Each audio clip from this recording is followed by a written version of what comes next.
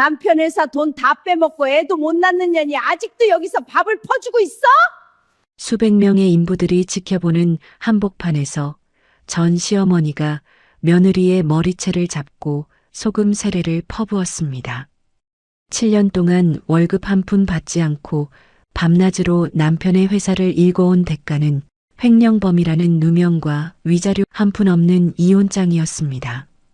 남편은 외도를 하고도 당당했고 시어머니는 그녀에게 불임이라는 주홍 글씨까지 새겨 넣으며 독사처럼 달려들었죠. 모든 것을 잃고 한바 식당에서 서빙으로 하루를 버티던 그녀 앞에 전 남편이 새 여자를 데리고 나타나 비웃었습니다. 아니 이게 누구야? 박복한 팔자 어디 안 가네.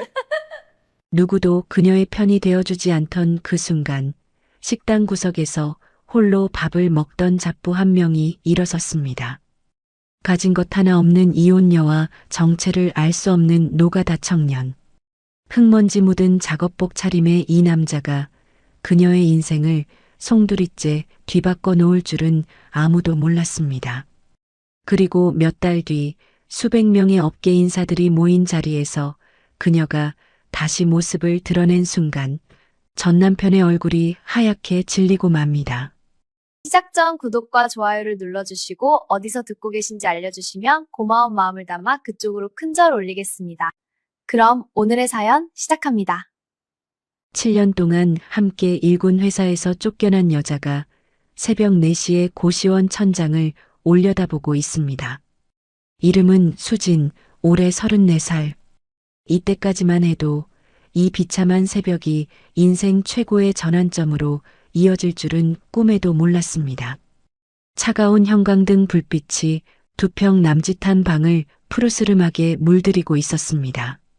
벽 너머로 누군가의 코골이 소리가 가늘게 새어들어오고 복도에서는 화장실 물 내리는 소리가 간간히 울렸죠. 수지는 얇디얇은 이불을 가슴팍까지 끌어안은 채 한참을 멍하니 누워있다가 알람이 울리기도 전에 몸을 일으켰습니다. 잠이 오지 않았으니까요.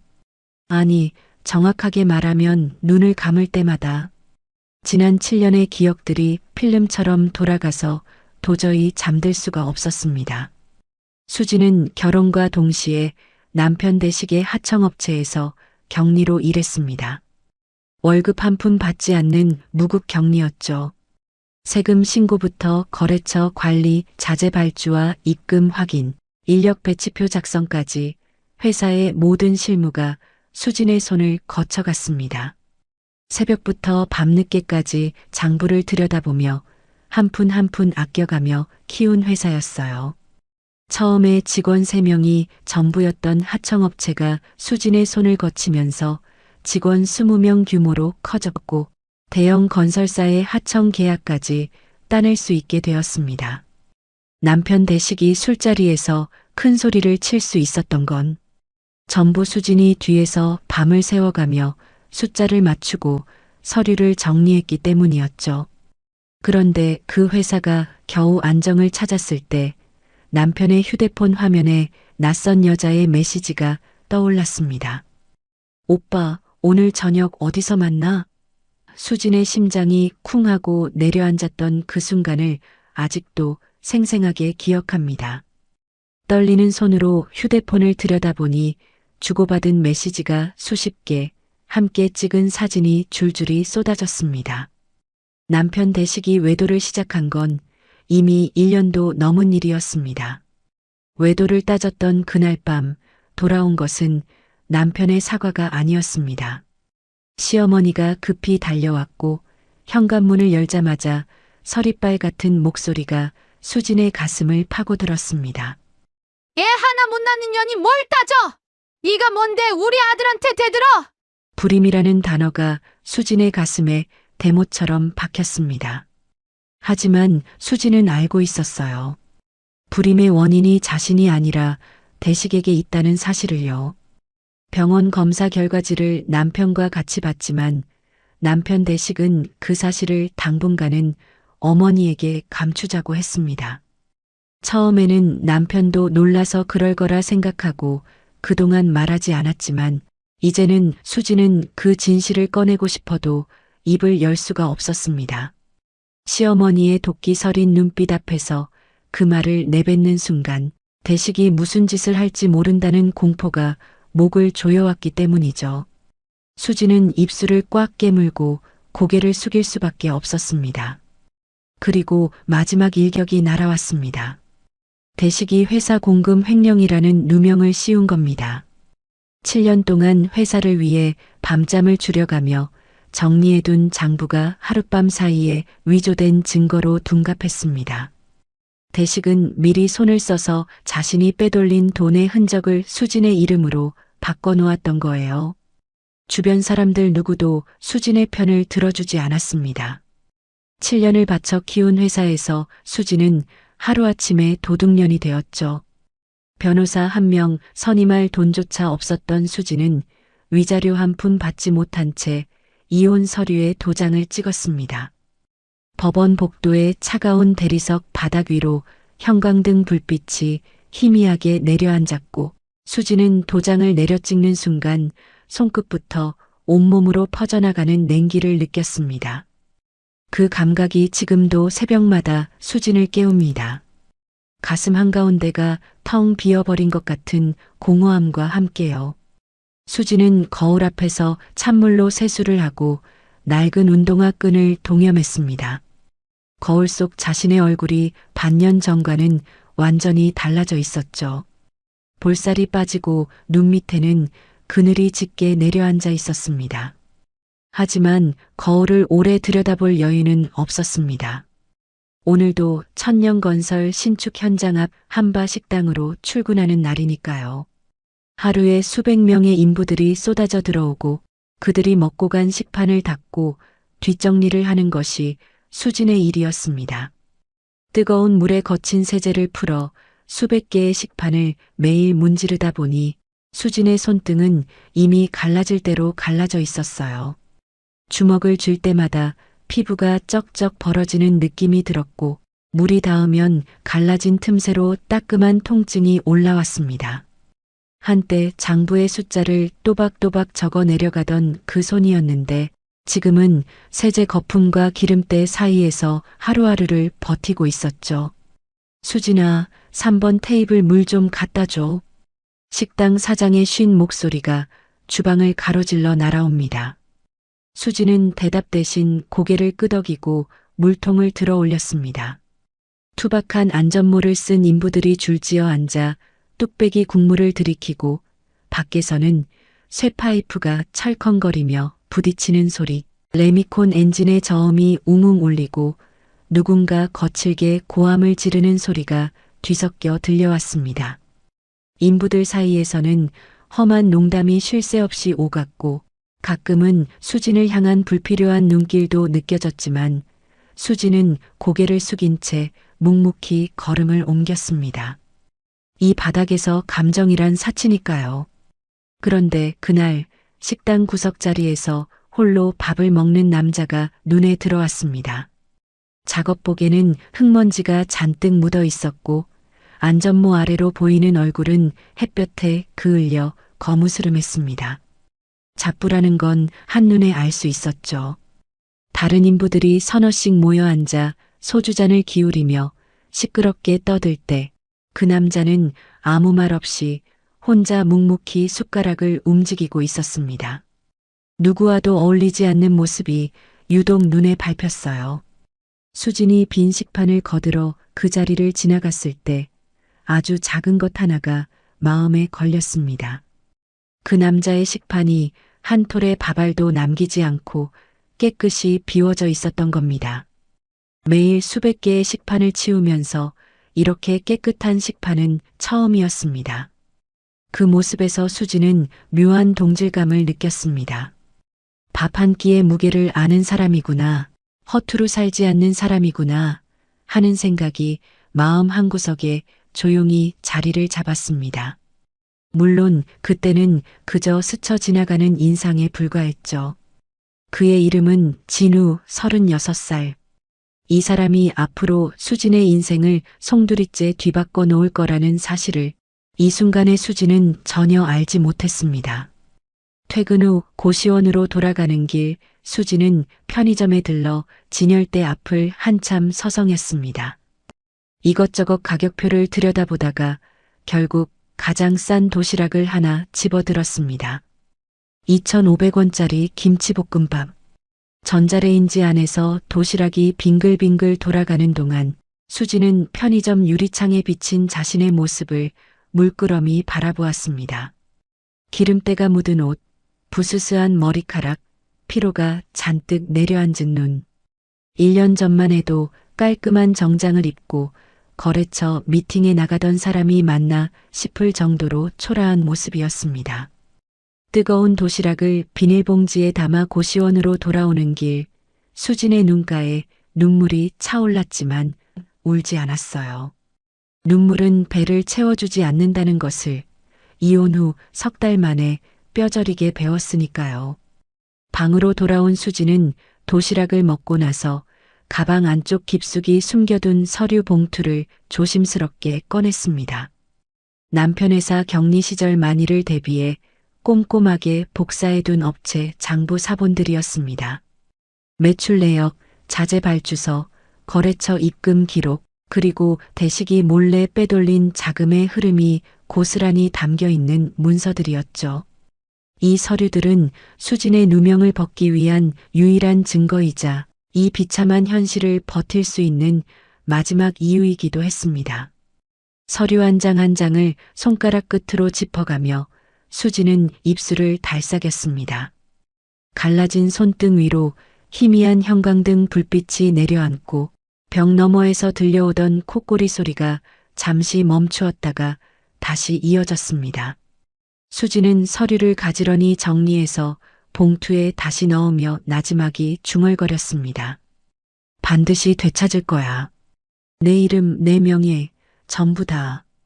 서류 봉투를 가방 깊숙이 밀어넣고 수지는 이불을 뒤집어 쓴 채 눈을 감았습니다. 하지만 잠은 쉽게 오지 않았습니다. 눈을 감으면 시어머니의 차갑게 가라앉은 눈빛이 어둠 속에서 떠올랐고 대식이 비웃으며 코웃음 치던 소리가 귓가를 맴돌았습니다. 꿈속에서조차 그 두 사람은 수진을 가만히 내버려 두지 않았어요. 내가 뭔데 팔자 어디 안 간다는 말들이 잠결에도 수진의 가슴을 짓눌렀습니다. 수진은 베개를 꽉 껴안으며 이를 악물었습니다. 내일도 새벽 4시에 일어나야 합니다. 내일도 수백 개의 식판을 닦아야 합니다. 내일도 식당 사장의 구박을 듣고 인부들의 거친 시선을 견디며 하루를 버텨야 합니다. 하지만 오늘과 다른 것이 딱 하나 있다면 식당 구석에서 밥을 한 톨도 남기지 않고 깨끗이 비우던 그 남자의 조용한 뒷모습이 왠지 모르게 자꾸 머릿속에 떠올랐다는 것입니다. 그 일은 수진이 한바 식당에서 일한 지 꼭 한 달째 되던 날에 벌어졌습니다. 점심시간이 되자 식당은 언제나처럼 전쟁터로 변했습니다. 안전모를 쓴 인부들이 줄지어 밀려들어오고 식판이 쟁반 위에서 달그락거리며 부딪히는 소리, 국자로 국을 퍼담는 철벅거리는 소리, 그 사이를 비집고 들어오는 고함과 웃음소리가 식당 안을 가득 채웠습니다. 수지는 땀이 흘러내리는 이마를 소매로 대충 훔치며 쉴 틈 없이 식판을 날랐습니다. 손목이 욱신거렸지만 멈출 수 없었어요. 점심 피크 시간에 잠깐이라도 손을 놓으면 사장의 불호령이 떨어지니까요. 그때였습니다. 식당 입구 쪽에서 인부들 사이로 양복 차림의 남자 하나가 느릿느릿 걸어 들어왔습니다. 수지는 물컵을 나르다 말고 고개를 돌렸다가 그 자리에서 굳어버렸습니다. 전 남편 대식이었습니다. 하청업체 사장 자격으로 현장 점검을 나온 모양이었죠. 번들거리는 구두에 깔끔하게 다린 양복, 손목에는 번쩍이는 시계까지. 1년 전 이혼할 때와는 전혀 다른 모습이었습니다. 그런데 대식의 옆에는 낯선 여자가 팔짱을 끼고 서 있었습니다. 명품 가방을 어깨에 걸치고 선글라스를 머리 위로 올린 그 여자는 건설 현장의 먼지와는 어울리지 않는 화려한 차림새였어요. 나중에 알게 된 사실이지만 대식이 새로 사귀고 있던 내연녀가 대기업 이사의 딸이었습니다. 대식은 이 여자의 집안 배경을 발판 삼아 사업을 더 키울 속셈이었던 거죠. 수지는 본능적으로 고개를 숙이고 주방 쪽으로 몸을 돌렸습니다. 제발 눈에 띄지 않기를, 그냥 지나가 주기를 간절히 바랐습니다. 하지만 세상 일이 어디 바라는 대로 되던가요? 대식의 시선이 서빙을 하던 수진의 등에 정확히 꽂혔습니다. 이거 봐라. 대식의 입꼬리가 비틀어지며 올라갔습니다. 그는 일부러 큰 소리를 내며 수진에게 다가왔고 식당 안의 인부들이 하나둘씩 고개를 돌려 상황을 지켜보기 시작했습니다. 팔자 어디 안 가네. 회사 돈 빼먹던 년이 여기서 밥이나 퍼주고 있어? 대식의 목소리가 식당 안에 울려 퍼졌습니다. 수진의 어깨가 움찔했고 식판을 잡고 있던 손가락 끝이 하얗게 질렸습니다. 식사하던 인부들이 쳐다보고 누군가는 민망한 듯 고개를 돌렸지만 대식의 기세에 눌려 아무도 입을 열지 못했습니다.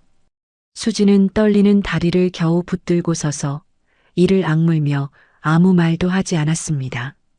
여기서 한마디라도 맞받아쳤다가는 더 큰 망신을 당할 게 뻔했으니까요. 7년 동안 시어머니와 대식 앞에서 배운 것이 딱 하나 있다면 침묵이 때로는 가장 안전한 방패라는 것이었습니다. 그런데 대식의 옆에 서 있던 여자가 한술 더 떴습니다. 테이블 위에 놓인 물통을 집어들더니 코를 찡긋거리며 말했죠. 이 물통 좀 봐. 먼지가 앉았잖아. 여기 위생관리가 이 모양이야? 그러고는 물통을 기울여 수진의 앞치마 위로 물을 쏟아부었습니다. 차가운 물이 앞치마를 적시고 바지 아래로 흘러내렸습니다. 수진의 온몸이 얼어붙었습니다. 수백 명의 인부들이 지켜보는 한복판에서 전 남편과 그의 새 여자에게 물세례를 받는 순간이었죠. 수치심이 뜨겁게 얼굴을 타고 올라왔고 동시에 가슴 깊은 곳에서 참을 수 없는 서러움이 쏟아져 올라왔습니다. 식당 안이 순간적으로 조용해졌습니다. 인부들이 숟가락을 멈추고 숨을 죽였지만 누구도 나서지 못했습니다. 하청업체 사장에게 밉보이면 다음날 현장에서 잘릴 수도 있으니까요. 수지는 젖은 앞치마를 두 손으로 움켜쥐며 고개를 깊이 숙였습니다. 눈물이 고여 시야가 흐릿해졌지만 이 자리에서 눈물만은 보이지 않으려고 입술을 세게 깨물었죠. 바로 그 순간이었습니다. 식당 구석에서 의자 끄는 소리가 나더니 누군가 천천히 일어섰습니다. 수진이 고개를 드니 매일 구석자리에서 혼자 밥을 먹던 그 남자 진우였습니다. 흙먼지 묻은 작업복 차림 그대로 아무 표정 없는 얼굴로 대식 쪽을 향해 걸어왔죠. 진우는 아무 말 없이 대식의 번들거리는 구두 앞을 안전화 발끝으로 툭 걷어찼습니다. 가볍지만 분명한 동작이었습니다. 대식의 시선이 수진에게서 떨어져 진우에게로 옮겨갔고 그제야 식당 안의 공기가 미세하게 흔들렸습니다. 뭐야 이 자식은? 대식이 눈을 부라리며 진우를 노려보았습니다. 하지만 진우는 눈 하나 깜빡하지 않았어요. 대식의 번들거리는 구두를 한번 내려다보더니 입꼬리를 살짝 올리며 담담하게 말했습니다. 현장에 안전화 안 신고 들어오면 즉시 퇴출인데 기본도 모르시네. 건설 현장에서 안전화를 신지 않으면 출입이 불가능하다는 것은 누구나 아는 규칙입니다. 하청업체 사장이라면 더더욱 지켜야 할 기본 중의 기본이었죠. 진우는 그 허점을 정확히 찔렀고 대식의 얼굴이 순식간에 불그락푸르락 변했습니다. 야, 이 잡부 새끼가 어디서 감히 이래라 저래라야? 대식이 목소리를 높이며 한 발짝 다가섰지만 진우는 물러서지 않았습니다. 오히려 한 걸음 더 앞으로 나서며 대식의 눈을 정면으로 응시했습니다. 진우의 눈빛은 차분했지만 그 안에 담긴 단단함은 대식의 허세를 압도하기에 충분했습니다. 대식이 멋쩍은 듯 시선을 먼저 피했고 옆에 서 있던 여자가 불안한 듯 대식의 팔을 잡아당겼습니다. 오빠 가자. 이런 데서 이러지 말고. 대식은 씩씩거리며 진우를 향해 두고 보자는 말을 내뱉고는 여자와 함께 식당을 빠져나갔습니다. 그가 사라지고 나서야 식당 안에 작은 한숨소리들이 터져나왔고 인부들은 다시 고개를 숙여 밥을 먹기 시작했습니다. 마치 아무 일도 없었다는 듯이요. 하지만 수지는 움직일 수가 없었습니다. 젖은 앞치마를 움켜쥔 채 바닥만 내려다보고 있었죠. 온몸에 힘이 빠져나간 것 같았고 다리가 후들후들 떨려서 한 발짝도 옮길 수가 없었습니다. 그때 발치에서 작은 소리가 났습니다. 수진이 아까 놀라서 떨어뜨린 쟁반을 진우가 조용히 주워 올리고 있었습니다. 괜찮아요. 제가 할게요. 수진이 사양하며 손을 내밀었지만 진우는 쟁반을 건네주면서 수진의 손목을 가만히 잡아 세워주었습니다. 거칠고 두꺼운 손이었지만 그 힘은 놀라울 만큼 조심스러웠습니다. 수지는 순간 숨이 멈추는 것 같았어요. 이혼 후 석 달, 누군가가 이렇게 조심스럽게 자신의 손을 잡아준 것은 처음이었으니까요. 진우는 수진이 제대로 서는 것을 확인하고 나서야 손을 놓았습니다. 그리고 작업복 주머니를 뒤적이더니 구겨진 믹스커피 봉지 하나를 꺼내 수진에게 내밀었습니다. 많이 놀랐죠. 이거라도 하나 타서 드세요. 단 거 먹으면 좀 나아질 겁니다. 진우의 목소리는 낮고 담담했지만 그 안에는 꾸밈없는 진심이 담겨 있었습니다. 화려한 위로도 거창한 말도 아니었어요. 구겨진 믹스커피 봉지 하나와 힘내요라는 짧은 한마디. 그것이 전부였습니다. 수지는 커피 봉지를 받아들고 한참 동안 아무 말도 하지 못했습니다. 손바닥 안에 쥐어진 커피 봉지의 바스락거리는 감촉이 오랫동안 잊고 있었던 어떤 온기를 불러일으켰습니다. 가슴 한구석이 울컥 치밀어 오르더니 참고 있던 눈물이 두 줄기로 흘러내렸습니다. 대식의 비웃음에도 물세례를 당했을 때도 버텼던 눈물이 커피 봉지 하나에 무너져 내린 겁니다. 사람이란 참 이상합니다. 모욕과 수치에는 이를 악물고 견딜 수 있어도 예상치 못한 작은 친절 앞에서는 속수무책으로 무너지니까요. 진우는 수진이 우는 것을 보고도 아무 말 하지 않았습니다. 그저 한 발짝 물러서서 자기 자리로 돌아갔을 뿐이에요. 그 거리감이 오히려 수진에게는 고마웠습니다. 위로를 받으면서 동시에 자존심이 무너지는 느낌을 받지 않아도 되었으니까요. 진우는 수진이 울고 있다는 것을 알면서도 모른 척 해주는 그런 종류의 배려를 가진 사람이었습니다. 한 차례 바쁜 점심시간이 지나가고 수진은 젖은 앞치마를 갈아입고 주방 뒤편에서 믹스커피를 탔습니다. 종이컵에 뜨거운 물을 붓자 달콤한 커피 향이 피어올랐고 한 모금 마시는 순간 차갑게 얼어붙었던 가슴 안쪽이 아주 조금 녹아내리는 것 같았습니다. 커피를 마시며 수지는 생각했습니다. 이 현장에서, 이 먼지투성이 식당에서 자신을 위해 나서준 사람이 있었다는 사실이 믿기지 않았어요.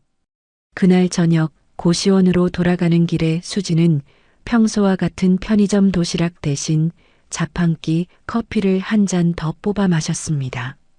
믹스커피의 달콤한 맛이 아직도 입안에 남아 있었거든요. 고시원 방에 들어와 가방을 내려놓으며 수지는 오늘 하루를 되짚어 보았습니다. 대식의 비웃음과 모욕, 젖은 앞치마의 차가운 감촉, 인부들의 침묵, 그리고 그 모든 것을 뚫고 다가온 진우의 거칠지만 따뜻한 손.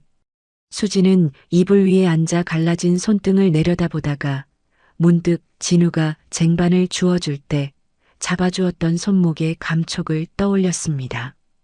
거칠고 투박했지만 함부로 다루지 않으려는 조심스러움이 느껴졌던 그 손. 수지는 가방 속 서류 봉투를 꺼내지 않았습니다. 오늘만큼은 복수의 다짐 대신 구겨진 믹스커피 봉지 하나가 건네준 작은 온기를 가슴에 안고 잠들고 싶었습니다. 이불을 끌어올리며 눈을 감았을 때 처음으로 시어머니의 눈빛이나 대식의 비웃음이 아닌 진우의 담담한 목소리가 귓가에 맴돌았습니다. 힘내요. 그 짧은 두 글자가 수진의 하루를 통째로 바꿔놓았다는 것을 수진은 아직 알지 못했습니다. 그리고 이 사람이 앞으로 수진에게 건넬 것이 믹스커피 한 봉지가 아니라 완전히 새로운 인생이라는 것도요. 그날 이후 수진의 하루에는 작은 변화가 찾아왔습니다.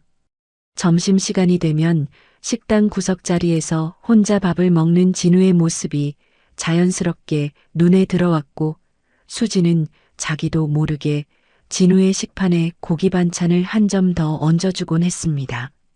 처음에는 대식 앞에서 자신을 지켜준 것에 대한 고마움이었어요. 하지만 하루가 이틀이 되고 이틀이 일주일이 되면서 그 마음은 조금씩 다른 색깔로 물들어가고 있었습니다. 진우도 마찬가지였습니다. 매일 점심을 먹고 나면 식당 마당 한쪽에 놓인 나무 평상 위에 앉아 수진이 뒷정리를 끝내고 나오기를 기다렸습니다. 작업복 주머니에는 항상 믹스커피 봉지 2개가 들어있었죠. 하나는 자기 것, 하나는 수진 것. 수진이 앞치마를 벗고 마당으로 나오면 진우는 종이컵 2개에 커피를 타서 하나를 내밀었습니다. 말없이요. 그 무심한 듯 자연스러운 손길이 수진의 마음에 조금씩 스며들었습니다. 진우 씨는 여기 온 지 얼마나 됐어요? 어느 날 수진이 먼저 말을 꺼냈습니다. 평상 위에 나란히 앉아 커피를 마시던 중이었죠.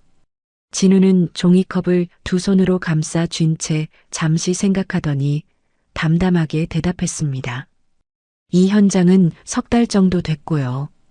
그 전에는 여기저기 떠돌았죠. 현장이 끝나면 다음 현장으로 가는 거라. 진우의 말투에는 자기 처지를 비관하는 기색이 전혀 없었습니다. 그저 사실을 있는 그대로 말하는 것뿐이었어요. 수지는 그 담담함이 오히려 마음에 와닿았습니다.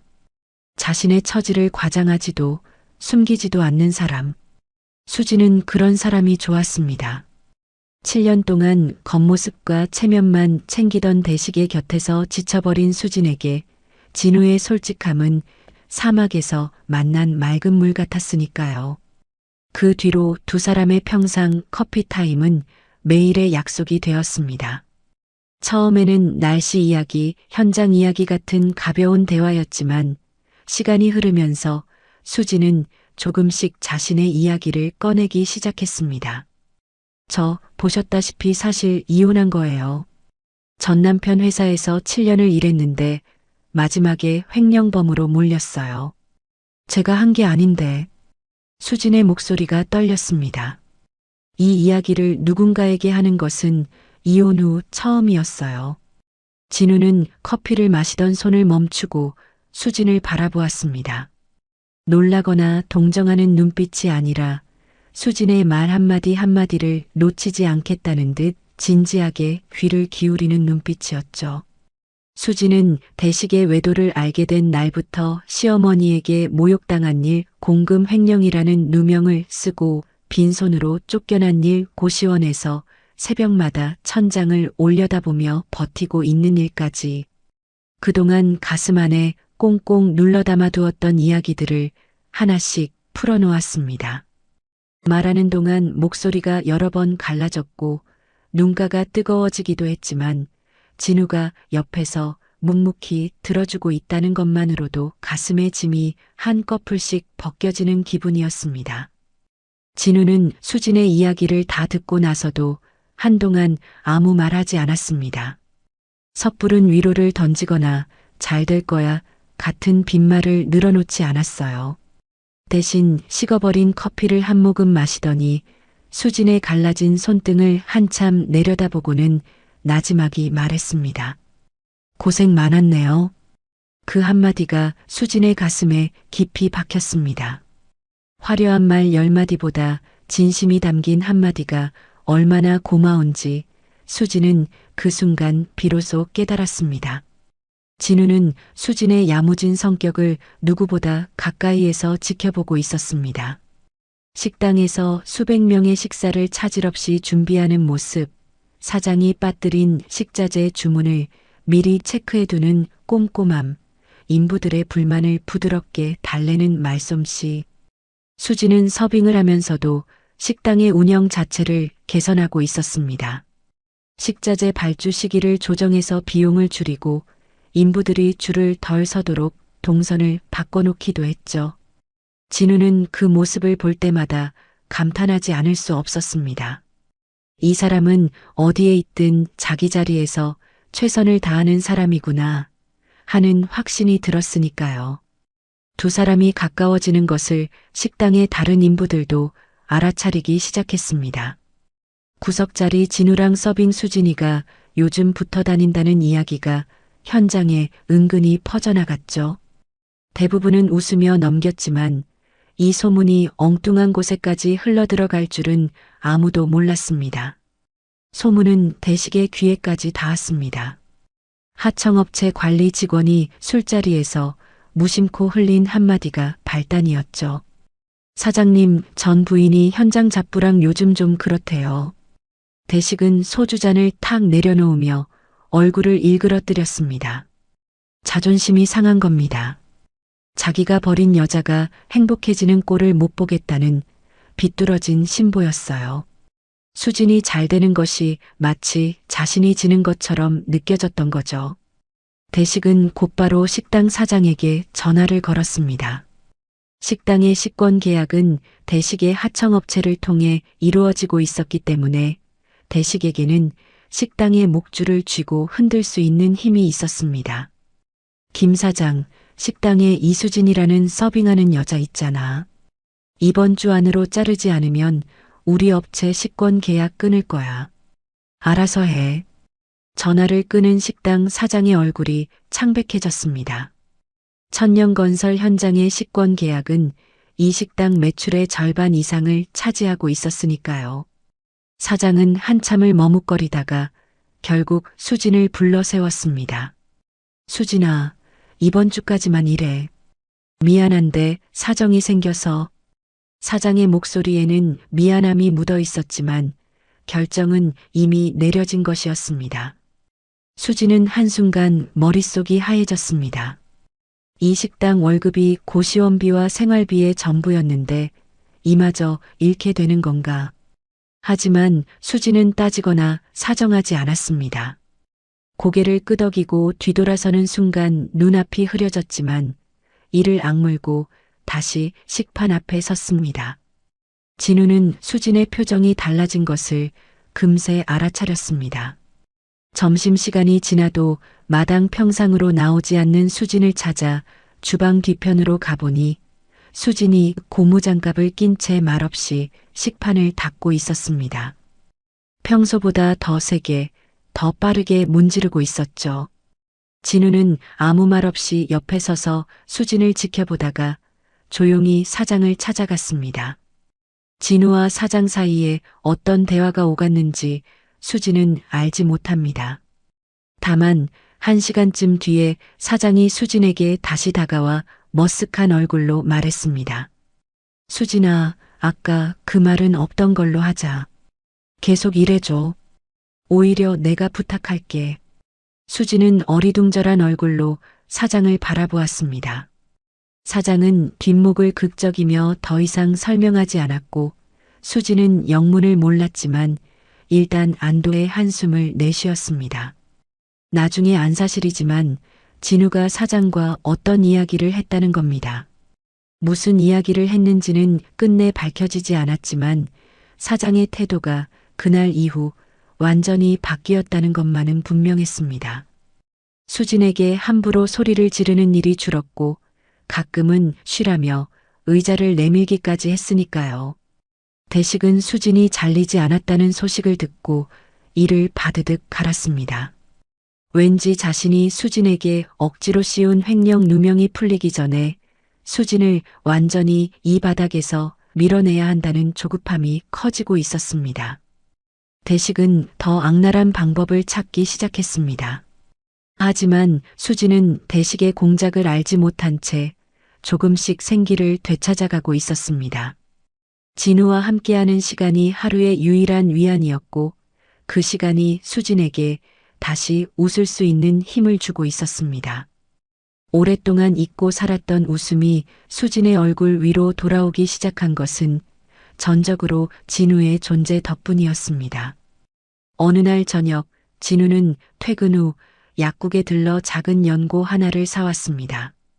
다음 날 점심시간 평상에 앉아 커피를 마시다가 진우가 불쑥 수진의 손을 잡았습니다. 수진이 놀라 손을 빼려 하자 진우는 가만히 수진의 손등을 펼쳐들고 갈라진 피부 위에 연고를 조심스럽게 발라주었습니다. 매일 세제물에 담그니까 이러지. 밤에 자기 전에도 꼭 바르고요.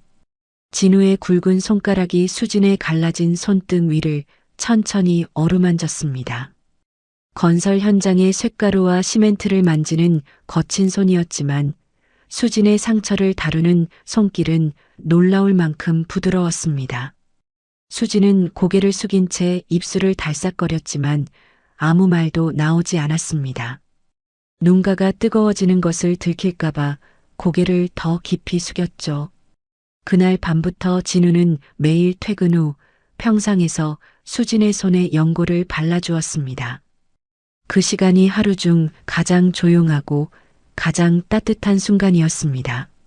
세상이 아무리 거칠고 차가워도 이 평상 위에서만큼은 안전하다는 느낌.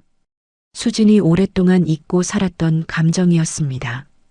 어느 주말 저녁 두 사람은 현장 근처 편의점 파라솔 아래에 나란히 앉아 캔맥주를 마시고 있었습니다. 가로등 불빛이 편의점 유리창에 부딪혀 반짝이고 멀리서 현장의 야간 조명이 희미하게 하늘을 물들이고 있었죠. 수진이 맥주 한 모금을 마시고는 씁쓸하게 웃으며 말했습니다. 진우 씨, 저랑 같이 있으면 손해예요. 저 이혼녀 빚쟁이에 횡령범 누명까지 쓴 여자잖아요. 진우는 캔맥주를 기울이다 말고 수진을 바라보았습니다. 그리고 아무렇지도 않다는 듯이 대답했죠. 나도 현장 떠돌이 잡부인데 뭐. 우리 둘이 합치면 마이너스끼리 만나서 플러스 되는 거 아니에요? 수진이 푸흡하고 웃음을 터뜨렸습니다. 오랜만에 듣는 수진의 웃음소리에 진우도 따라 웃었습니다. 편의점 파라솔 아래에서 캔맥주를 부딪히며 두 사람은 소박하지만 확실한 미래를 함께 그려보기 시작했습니다. 거창한 약속은 없었지만 서로의 곁에 있겠다는 무언의 다짐만이 가로등 불빛 아래 조용히 내려앉았습니다. 그 밤 두 사람은 연인이 되었습니다. 하지만 수진의 마음 한편에는 지워지지 않는 불안이 자리하고 있었습니다. 대식이 자신을 가만두지 않을 거라는 것을 누구보다 잘 알고 있었으니까요. 그리고 무엇보다 자신의 과거가 진우에게 해가 되지는 않을까 하는 걱정이 밤마다 수진을 괴롭혔습니다. 진우는 수진 곁에 서는 것을 두려워하지 않는 사람이었지만 바로 그 점이 오히려 수진을 불안하게 만들었습니다. 대식이 진우까지 건드리게 되면 그때는 정말 돌이킬 수 없는 일이 벌어질지도 모른다는 두려움이 수진의 가슴을 짓눌렀습니다. 이불 속에서 수진은 진우가 발라준 연고 냄새를 맡으며 손등을 가만히 어루만졌습니다. 갈라졌던 피부가 조금씩 아물고 있었습니다. 상처가 났듯이 수진의 마음도 조금씩 회복되고 있었죠. 그 사고는 아무런 예고 없이 찾아왔습니다. 마치 수진의 인생이 그랬던 것처럼요. 평범한 목요일 점심시간이었습니다. 식당 안은 언제나처럼 인부들로 빼곡히 들어차 있었고 주방에서는 커다란 솥 3개가 동시에 불 위에 올라가 있었습니다. 된장찌개를 끓이는 솥에서 뽀글뽀글 끓어오르는 소리, 철판 위에서 고기가 지글거리는 소리, 밥솥에 증기가 칙칙 내뿜는 소리가 뒤섞여 주방은 그야말로 열기와 소음의 한가운데였죠. 수지는 배식대 앞에 서서 국을 퍼담고 있었고 보조 아줌마 2명이 반찬을 세팅하느라 분주하게 움직이고 있었습니다. 그때 수진의 코끝에 미세한 냄새가 스쳤습니다. 음식 냄새도 기름 냄새도 아닌 달걀이 썩은 것 같은 독특한 악취. 수지는 국자를 든 채 고개를 돌려 주방 안쪽을 살폈습니다. 가스호스가 연결된 배관 쪽에서 희미한 쉬익 소리가 들렸고 수진의 심장이 쿵 하고 내려앉았습니다. 가스가 새고 있었습니다. 가스 냄새 나지 않아요? 수진이 옆에 있던 보조 아줌마에게 물었지만 음식 냄새와 환풍기 소리에 묻혀 아무도 알아채지 못한 상태였습니다. 수진은 국자를 내려놓고 재빨리 가스배관 쪽으로 다가갔습니다. 노후된 고무 호스의 연결 부위에서 가스가 줄줄 새어나오고 있었어요. 호스가 열에 의해 갈라진 것이었습니다. 한바 식당의 설비란 것이 대부분 이런 식이었죠. 임시 건물의 임시 배관, 점검은 뒷전이고 일단 돌아가기만 하면 된다는 안일한 관리가 이 사고를 불러온 겁니다. 수진의 머릿속에서 경보가 울렸습니다. 주방에는 불이 3군데서 타고 있었고 가스가 조금만 더 퍼지면 어떤 일이 벌어질지 상상하기도 끔찍했습니다. 식당 안에는 인부 100여 명이 빼곡히 앉아 밥을 먹고 있었어요. 가스가 새고 있어요. 다들 불 끄세요. 지금 당장. 수진의 목소리가 주방을 가로질러 울려 퍼졌습니다. 하지만 첫 번째 반응은 혼란이었습니다. 보조 아줌마 한 명이 비명을 질렀고 다른 한 명은 하던 일을 멈추고 얼어붙었습니다. 주방 안쪽에서 일하던 조리사가 뭐야 하며 두리번거렸고 식당 안의 인부들도 웅성거리기 시작했습니다. 가스 냄새를 뒤늦게 맡은 사람들이 하나둘 자리에서 벌떡 일어나더니 출입문 쪽으로 우르르 몰려가기 시작했습니다. 패닉이 번지고 있었습니다. 좁은 식당 출입문 앞에서 사람들이 서로 밀치며 엉겼고 누군가 넘어지면서 욕설이 터져 나왔습니다. 이대로 가다가는 가스 폭발보다 압사 사고가 먼저 일어날 판이었죠. 보통 사람이라면 본능적으로 출구를 향해 뛰었을 겁니다. 수진도 두려웠습니다. 심장이 튀어나올 것처럼 뛰었고 손끝이 차갑게 저려왔습니다. 하지만 수진의 몸은 출구가 아닌 주방 안쪽으로 향했습니다. 7년 동안 회사의 모든 실무를 도맡아왔던 사람의 본능이었을까요? 위기 상황에서 도망치는 것이 아니라 문제의 원인부터 차단해야 한다는 판단이 수진의 몸을 움직였습니다. 수진은 주방 벽에 걸려있던 소화기를 움켜잡고 가스배관 쪽으로 뛰어들어갔습니다. 가스 냄새가 코를 찌르듯 강하게 올라왔지만 수진은 한 손으로 코와 입을 막은 채 다른 손으로 메인 밸브를 돌렸습니다. 녹이 슬어 뻑뻑한 밸브가 쉽게 돌아가지 않았고 수진은 이를 악물며 온 힘을 다해 밸브를 잠갔습니다. 갈라진 손등에서 통증이 올라왔지만 느낄 겨를이 없었습니다. 탁 하는 소리와 함께 밸브가 완전히 잠겼고 가스가 새어나오던 쉬익 소리가 멈추었습니다. 수지는 곧바로 주방의 창문 3개를 연달아 활짝 열어젖혔습니다. 바깥에서 불어오는 바람이 주방 안으로 밀려 들어오면서 가스가 서서히 빠져나가기 시작했죠. 수지는 솥 위에 불을 하나하나 꺼가며 열원을 완전히 차단했습니다. 손이 떨렸지만 동작은 정확하고 빈틈이 없었습니다. 그런 다음 수지는 주방을 나와 식당 안쪽으로 향했습니다. 출입문 앞에서 서로 밀치며 엉켜있는 인부들을 보고 수진이 큰 소리로 외쳤습니다. 가스밸브 잠갔습니다. 불도 다 껐어요. 서두르지 마시고 천천히 한 줄로 나가세요. 수지는 엄청 떨렸지만 그 목소리는 그 떨림을 느낄 수 없을 만큼 단호하고 또렷한 어조였습니다.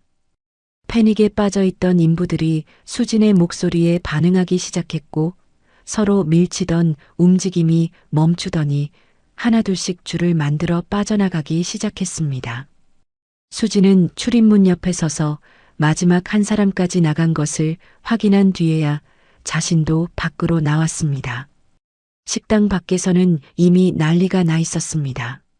현장 관리자가 무전기를 들고 소방서에 연락하고 있었고 인부들이 우르르 몰려나와 웅성거렸습니다. 그 틈을 비집고 진우가 헐레벌떡 달려왔습니다. 안전모가 비뚤어져 있었고 작업복에는 시멘트 가루가 잔뜩 묻어 있었습니다. 현장 반대편에서 소식을 듣자마자 뛰어온 것이 분명했죠. 수진 씨, 괜찮아요?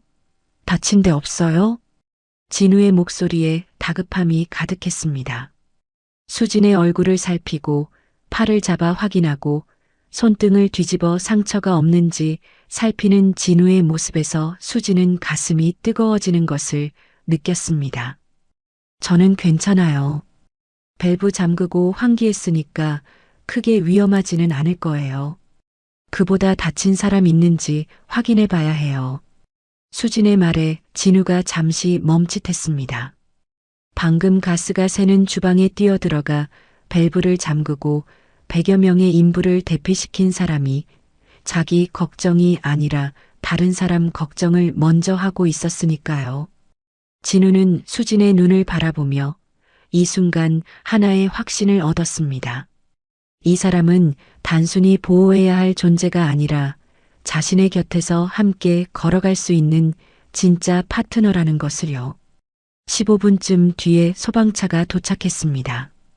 소방대원들이 장비를 들고 식당으로 들어갔지만 이미 가스밸브는 차단되어 있었고 환기까지 마무리된 상태였습니다. 소방대장이 현장을 둘러보더니 고개를 끄덕이며 말했죠. 누가 조치한 건지 모르겠는데 교과서적인 대응이었습니다. 이 정도 빠른 판단이 아니었으면 큰 사고로 이어질 수 있었어요.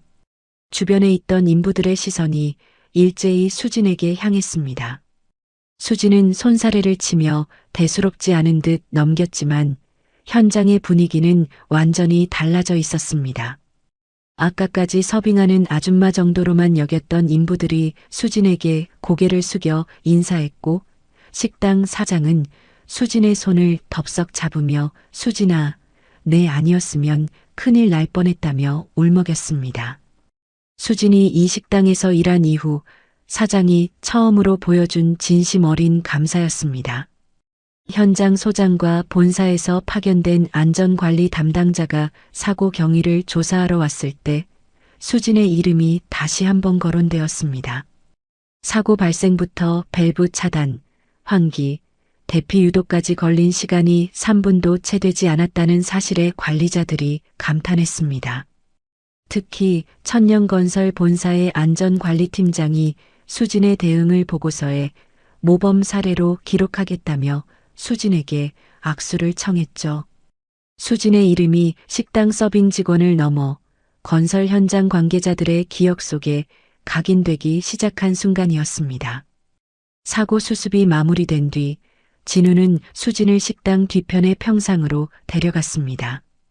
두 사람이 매일 믹스커피를 나눠 마시던 그 자리였죠. 진우는 말없이 커피를 타서 수진에게 건넸고 수진은 그제야 긴장이 풀렸는지 두 손이 부들부들 떨리기 시작했습니다. 이제야 떨리네요. 아까는 무서운 줄도 몰랐는데. 수진이 떨리는 목소리로 웃었습니다. 진우는 수진의 떨리는 손 위에 자신의 큰 손을 폭에 올려놓으며 가만히 감싸주었습니다. 무서웠을 텐데 대단했어요. 나는 수진 씨가 다칠까봐 뛰어가면서 온갖 무서운 생각이 다 들었는데 정작 당신은 소화기를 들고 안으로 뛰어가고 있었으니. 진우의 목소리에는 감탄과 걱정, 그리고 안도가 뒤섞여 있었습니다. 수지는 커피를 한 모금 마시며 진우의 손 위에 자신의 손가락을 가만히 포겠습니다. 떨림이 서서히 가라앉았습니다. 그날 저녁 진우는 오래 고민해왔던 결심을 드디어 입 밖으로 꺼냈습니다.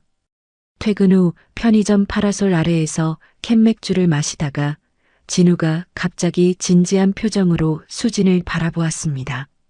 수진 씨, 이번 주말에 시간 있으면 우리 집에 같이 가볼래요? 수진은 맥주캔을 든 채 눈을 동그랗게 떴습니다. 우리 집이라는 말에 수진은 단순히 진우의 자취방이나 고향집 정도를 떠올렸어요. 소박한 시골집에 연로한 부모님이 계시려나 하는 생각에 설레면서도 긴장이 되었습니다. 집에요? 부모님 계세요? 네, 아버지가 한번 보고 싶다고 하셔서요. 수지는 고시원 방으로 돌아와 옷장을 뒤져 가장 깨끗한 블라우스와 치마를 꺼내 다리미로 정성스럽게 다렸습니다. 거울 앞에서 이리저리 옷을 대보며 오랜만에 설레는 마음으로 주말을 기다렸습니다. 진우는 그런 수진의 모습을 떠올리며 혼자 작게 웃었습니다. 오늘 가스 사고에서 보여준 수진의 침착함과 리더십, 사람을 대하는 진심 어린 태도, 그리고 어떤 상황에서도 무너지지 않는 야무진 근성. 진우는 확신했습니다. 아버지가 사람 보는 눈이 있으시다면 수진의 진가를 반드시 알아보실 거라고요. 수진은 아직 몰랐습니다. 진우가 데려가겠다는 우리 집이 어떤 곳인지, 잡부 진우가 왜 그토록 당당하고 여유 있는 사람인지, 그 비밀이 풀리는 순간 수진의 인생은 다시 한번 예상하지 못한 방향으로 흘러가게 됩니다. 하지만 행복이란 것은 참 잔인해서 손에 잡힐 듯 가까워졌을 때 가장 큰 시련을 데리고 옵니다. 수진이 진우 곁에서 조금씩 웃음을 되찾아가고 있던 그 무렵 예상하지 못한 폭풍이 식당 문을 밀치고 들어왔습니다. 그날은 유독 바람이 거셌습니다. 현장에서 날리는 모래 먼지가 식당 유리창에 달라붙었고 인부들은 눈을 찡그리며 서둘러 식당 안으로 밀려 들어왔죠. 점심 피크 시간이 막 지나갈 무렵이었습니다. 수지는 빈 식판을 걷으며 테이블을 정리하고 있었고 주방에서는 보조 아줌마가 설거지물을 틀어놓은 채 콧노래를 흥얼거리고 있었습니다. 평범한 점심시간의 끝자락, 아무 일도 일어나지 않을 것 같은 고요한 시간이었습니다. 식당 문이 쾅 하고 열렸습니다. 바람 때문이 아니었어요. 수진이 고개를 돌린 순간 심장이 멈추는 것 같았습니다. 전 시어머니였습니다. 검은 코트를 입고 핸드백을 옆구리에 낀 채 도끼 서린 눈으로 식당 안을 훑어보고 있었죠. 수진을 찾고 있는 것이 분명했습니다. 수진의 다리가 굳어버렸습니다. 도망쳐야 한다는 생각과 여기서 버텨야 한다는 생각이 동시에 머릿속에서 부딪혔지만 몸이 먼저 얼어붙어서 한 발짝도 움직일 수가 없었습니다. 시어머니의 시선이 식당을 한 바퀴 돌더니 테이블 사이에 서 있는 수진의 모습을 정확히 포착했습니다.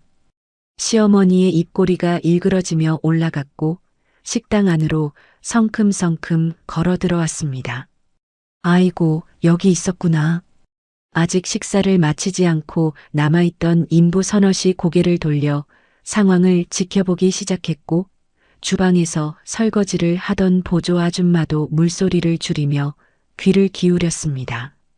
시어머니가 이 식당까지 찾아온 이유는 하나였습니다. 아들 대식이 대기업 이사의 딸과 재혼을 추진하고 있었는데 수진의 존재가 걸림돌이 될까봐 불안했던 겁니다. 대식은 새 장인에게 자신을 지극정성 효자이자 성실한 사업가로 포장하고 있었고 이혼 전력이나 전처의 존재가 알려지면 혼담 자체가 깨질 수 있었습니다. 시어머니의 입장에서 수진은 아들의 출세를 가로막는 눈엣가시였고 반드시 이 지역에서 사라져야 할 존재였죠. 남편 회사 돈 다 빼돌리고 불임인 년이 아직도 여기서 이러고 있어? 시어머니의 고함이 식당 안에 쩌렁쩌렁 울려 퍼졌습니다. 식당 안의 공기가 순간적으로 얼어붙었습니다. 인부들의 숟가락이 멈추었고 주방에서 물소리마저 끊겼습니다. 모든 시선이 수진과 시어머니에게 쏠렸습니다. 수진은 입술을 깨물며 고개를 숙였습니다. 횡령범이라는 누명도 불임이라는 모함도 전부 사실이 아니었지만 이 자리에서 반박한다고 달라질 것은 아무것도 없었습니다. 7년 동안 이 사람 앞에서 배운 교훈이 있다면 시어머니는 대화가 통하는 상대가 아니라는 것이었으니까요. 수지는 고개를 숙인 채 폭풍이 지나가기만을 기다렸습니다. 하지만 시어머니는 말로만 그칠 사람이 아니었습니다. 핸드백에서 무언가를 꺼내더니 수진의 얼굴을 향해 뿌렸습니다. 하얀 가루가 수진의 머리카락과 어깨 위로 흩날렸습니다. 소금이었습니다. 재수 없는 것을 쫓아내듯 사람에게 소금을 뿌리는 치욕적인 행위. 소금 알갱이가 입술 사이에 닿으며 짠맛이 스며들었습니다. 이 박복한 년 소금이라도 뿌려야 그 더러운 팔자가 좀 씻기지. 시어머니는 소금을 뿌리는 것으로도 모자라 수진의 머리채를 움켜잡았습니다. 시어머니의 손톱이 수진의 머리카락 사이로 파고들며 두피를 핥히었죠. 수진은 고통의 비명을 삼키며 시어머니의 손목을 잡았지만 도끼로 가득 찬 시어머니의 힘은 상상 이상으로 거셌습니다. 내 아들 앞길 망치지 말고 이 지역에서 당장 사라져. 꼴도 보기 싫으니까 오늘 당장 짐 싸서 꺼져. 시어머니가 수진의 머리채를 잡고 흔들 때마다 수진의 몸이 휘청거렸습니다. 식당 안의 인부들은 충격에 얼어붙어 있었고 몇몇은 민망한 듯 고개를 돌렸지만 아무도 끼어들지 못했습니다. 나이든 여자의 광기 어린 행동에 어떻게 대처해야 할지 아무도 몰랐으니까요. 식당 사장은 주방 안에서 얼굴이 하얗게 질린 채 발만 동동 구르고 있었습니다. 시어머니는 수진의 머리채를 놓은 뒤에도 멈추지 않았습니다. 식당에 남아있던 인부들을 향해 돌아서더니 수진의 이혼 사유를 악의적으로 떠벌리기 시작했습니다. 여기 이 여자가 누군지 알아요? 우리 아들 회사에서 격리로 일하면서 공금을 횡령한 여자야. 거기다 불임이라 애도 못 낳아서 쫓겨난 년이에요. 이런 년이 밥을 퍼주고 있으니 기가 찰 노릇이지. 수진의 과거가 수백 명이 드나드는 식당 한복판에서 낱낱이 벗겨지고 있었습니다. 사실과 거짓이 뒤섞인 시어머니의 말이 식당 안 구석구석에 퍼져나갔고 인부들의 눈빛이 호기심과 동정, 경멸이 뒤섞인 복잡한 빛깔로 수진을 향했습니다. 수진에게는 그 시선들이 날카로운 바늘처럼 온몸을 찔렀습니다. 수진은 결국 바닥에 주저앉았습니다. 소금이 뿌려진 머리카락이 이마에 달라붙었고 흐트러진 앞치마 위로 소금 알갱이가 하얗게 흩어져 있었습니다. 그동안 참아왔던 눈물이 서럽게 흘러내렸습니다. 7년 동안 참아왔던 서러움이 이혼 후 석 달 동안 악물고 버텨왔던 자존심이 이 순간 한꺼번에 무너져 내렸습니다. 바로 그때 식당 밖에서 급한 발소리가 들려왔습니다. 철컹 안전화가 콘크리트 바닥을 딛는 묵직한 소리. 현장에서 소식을 듣고 달려온 진우였습니다. 작업복에 시멘트 가루가 잔뜩 묻어 있었고 안전모를 벗어들고 있었습니다. 진우의 눈이 바닥에 주저앉아 있는 수진과 그 위에 서서 소리를 지르고 있는 시어머니를 번갈아 보았고 순간적으로 진우의 눈빛이 차갑게 가라앉았습니다. 진우는 성큼성큼 다가가 시어머니의 팔을 거칠게 뿌리쳤습니다. 수진의 머리채를 다시 잡으려던 시어머니의 손이 허공을 헛잡았고 시어머니가 비틀거리며 한 발짝 물러났습니다. 뭐야 이놈은. 시어머니가 눈을 부라렸지만 진우는 물러서지 않았습니다. 수진 앞에 벽처럼 서서 시어머니를 정면으로 마주보며 낮지만 단단한 목소리로 말했습니다. 함부로 대하지 마십시오. 제가 곧 이 사람의 법적 보호자가 될 겁니다. 식당 안이 조용해졌습니다. 인부들이 숨을 죽였고 주방에서 엿보던 사장의 입이 벌어졌습니다. 수진조차 바닥에 앉은 채 진우의 등을 올려다보며 귀를 의심했습니다. 법적 보호자. 그 말이 의미하는 바를 이해하는데 몇 초가 걸렸습니다. 진우가 수진에게 정식으로 청혼의 의사를 밝힌 순간이었던 겁니다. 시어머니의 얼굴이 불그락푸르락 변했습니다. 진우를 위아래로 훑어보더니 흙먼지 묻은 작업복과 달아빠진 안전화를 보고 경멸이 가득한 웃음을 터뜨렸습니다. 노가다 잡부 주제에 어디서 끼어들어? 네가 뭔데? 아, 그러고 보니 끼리끼리 노는구나. 시어머니는 말을 내뱉으며 진우의 얼굴을 향해 침을 뱉었습니다. 진우의 뺨에 침이 묻었지만 진우는 눈 한 번 깜빡이지 않았습니다. 소매로 천천히 뺨을 닦으며 시어머니를 조용히 응시할 뿐이었습니다. 그 차분한 태도가 오히려 시어머니를 더 자극했죠. 소란을 듣고 대식이 현장 사무실에서 뛰어왔습니다. 양복 상의를 벗어 팔에 걸친 채 식당으로 들어선 대식은 진우와 시어머니 사이에 끼어들며 고함을 질렀습니다. 야, 이 새끼가 내 어머니한테 뭐 하는 짓이야? 대식이 진우의 멱살을 잡으려 손을 뻗었지만 진우가 그 손을 가볍게 쳐냈습니다. 대식이 비틀거리며 한 발짝 물러섰고 진우는 냉정한 눈빛으로 대식을 내려다보며 말했습니다. 박 사장, 법적으로 이혼한 전처에게 이런 행위를 하는 것은 명백한 폭행과 모욕죄에 해당합니다. 지금 이 자리에 증인이 수십 명 있으니 현명하게 행동하십시오. 대식은 잡부가 법률 용어를 들먹이는 것에 당황하여 한순간 말문이 막혔습니다. 하지만 이내 자존심이 부글부글 끓어올라 다시 주먹을 들어 올리려 했죠. 그때 식당 사장이 경찰 부를게요 하고 소리쳤고 인부 몇 명이 슬금슬금 자리에서 일어나 진우 쪽으로 다가왔습니다.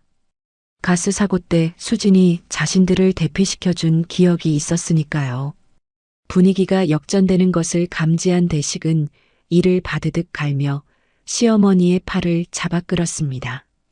어머니, 가시죠. 이런 데서 이러실 필요 없어요. 시어머니는 끌려가면서도 뒤를 돌아보며 수진에게 손가락질을 했습니다. 두고 봐라, 이수진. 네가 여기서 발붙이고 살 수 있나?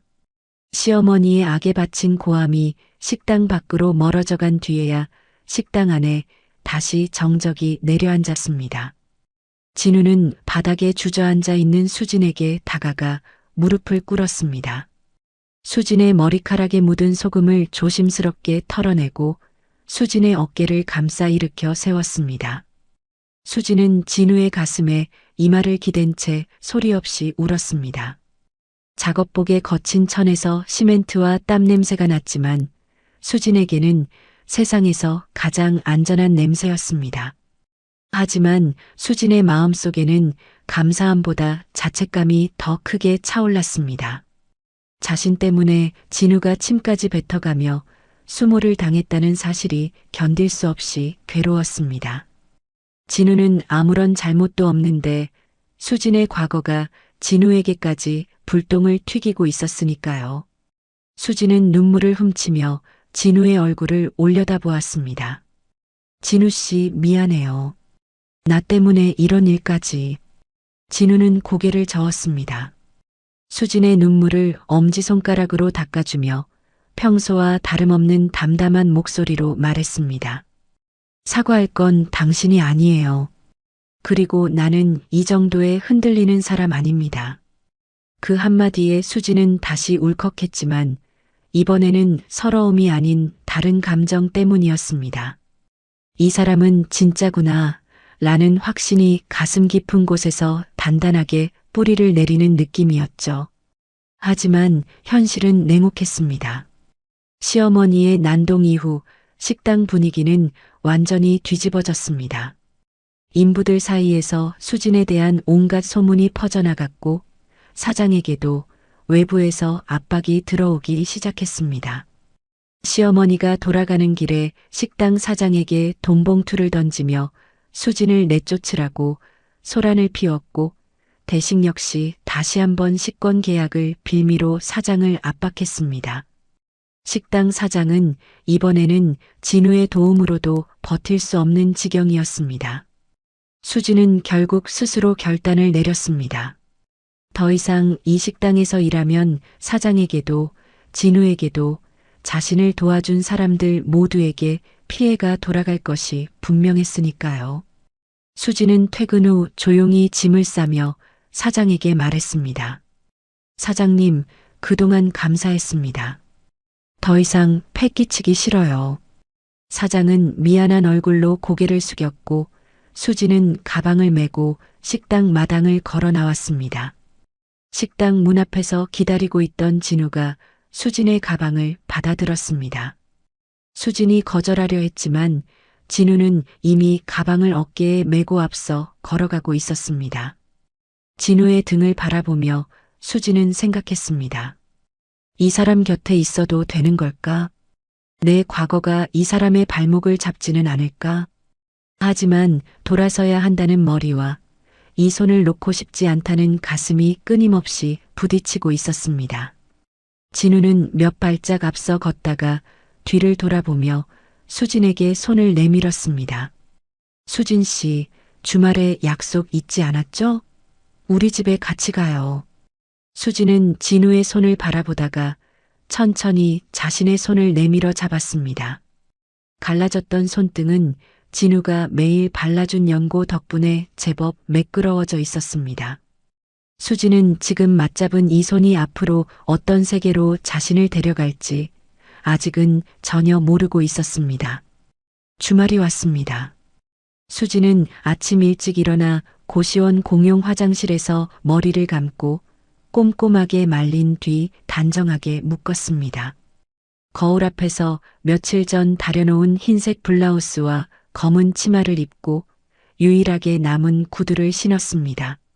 화장품이라고는 편의점에서 산 립밤 하나뿐이었지만 거울 속 자신의 모습을 보며 나름 만족스러운 미소를 지었습니다. 진우의 부모님께 첫 인사를 드리는 자리인데 깔끔하고 단정한 모습을 보여드리고 싶었으니까요.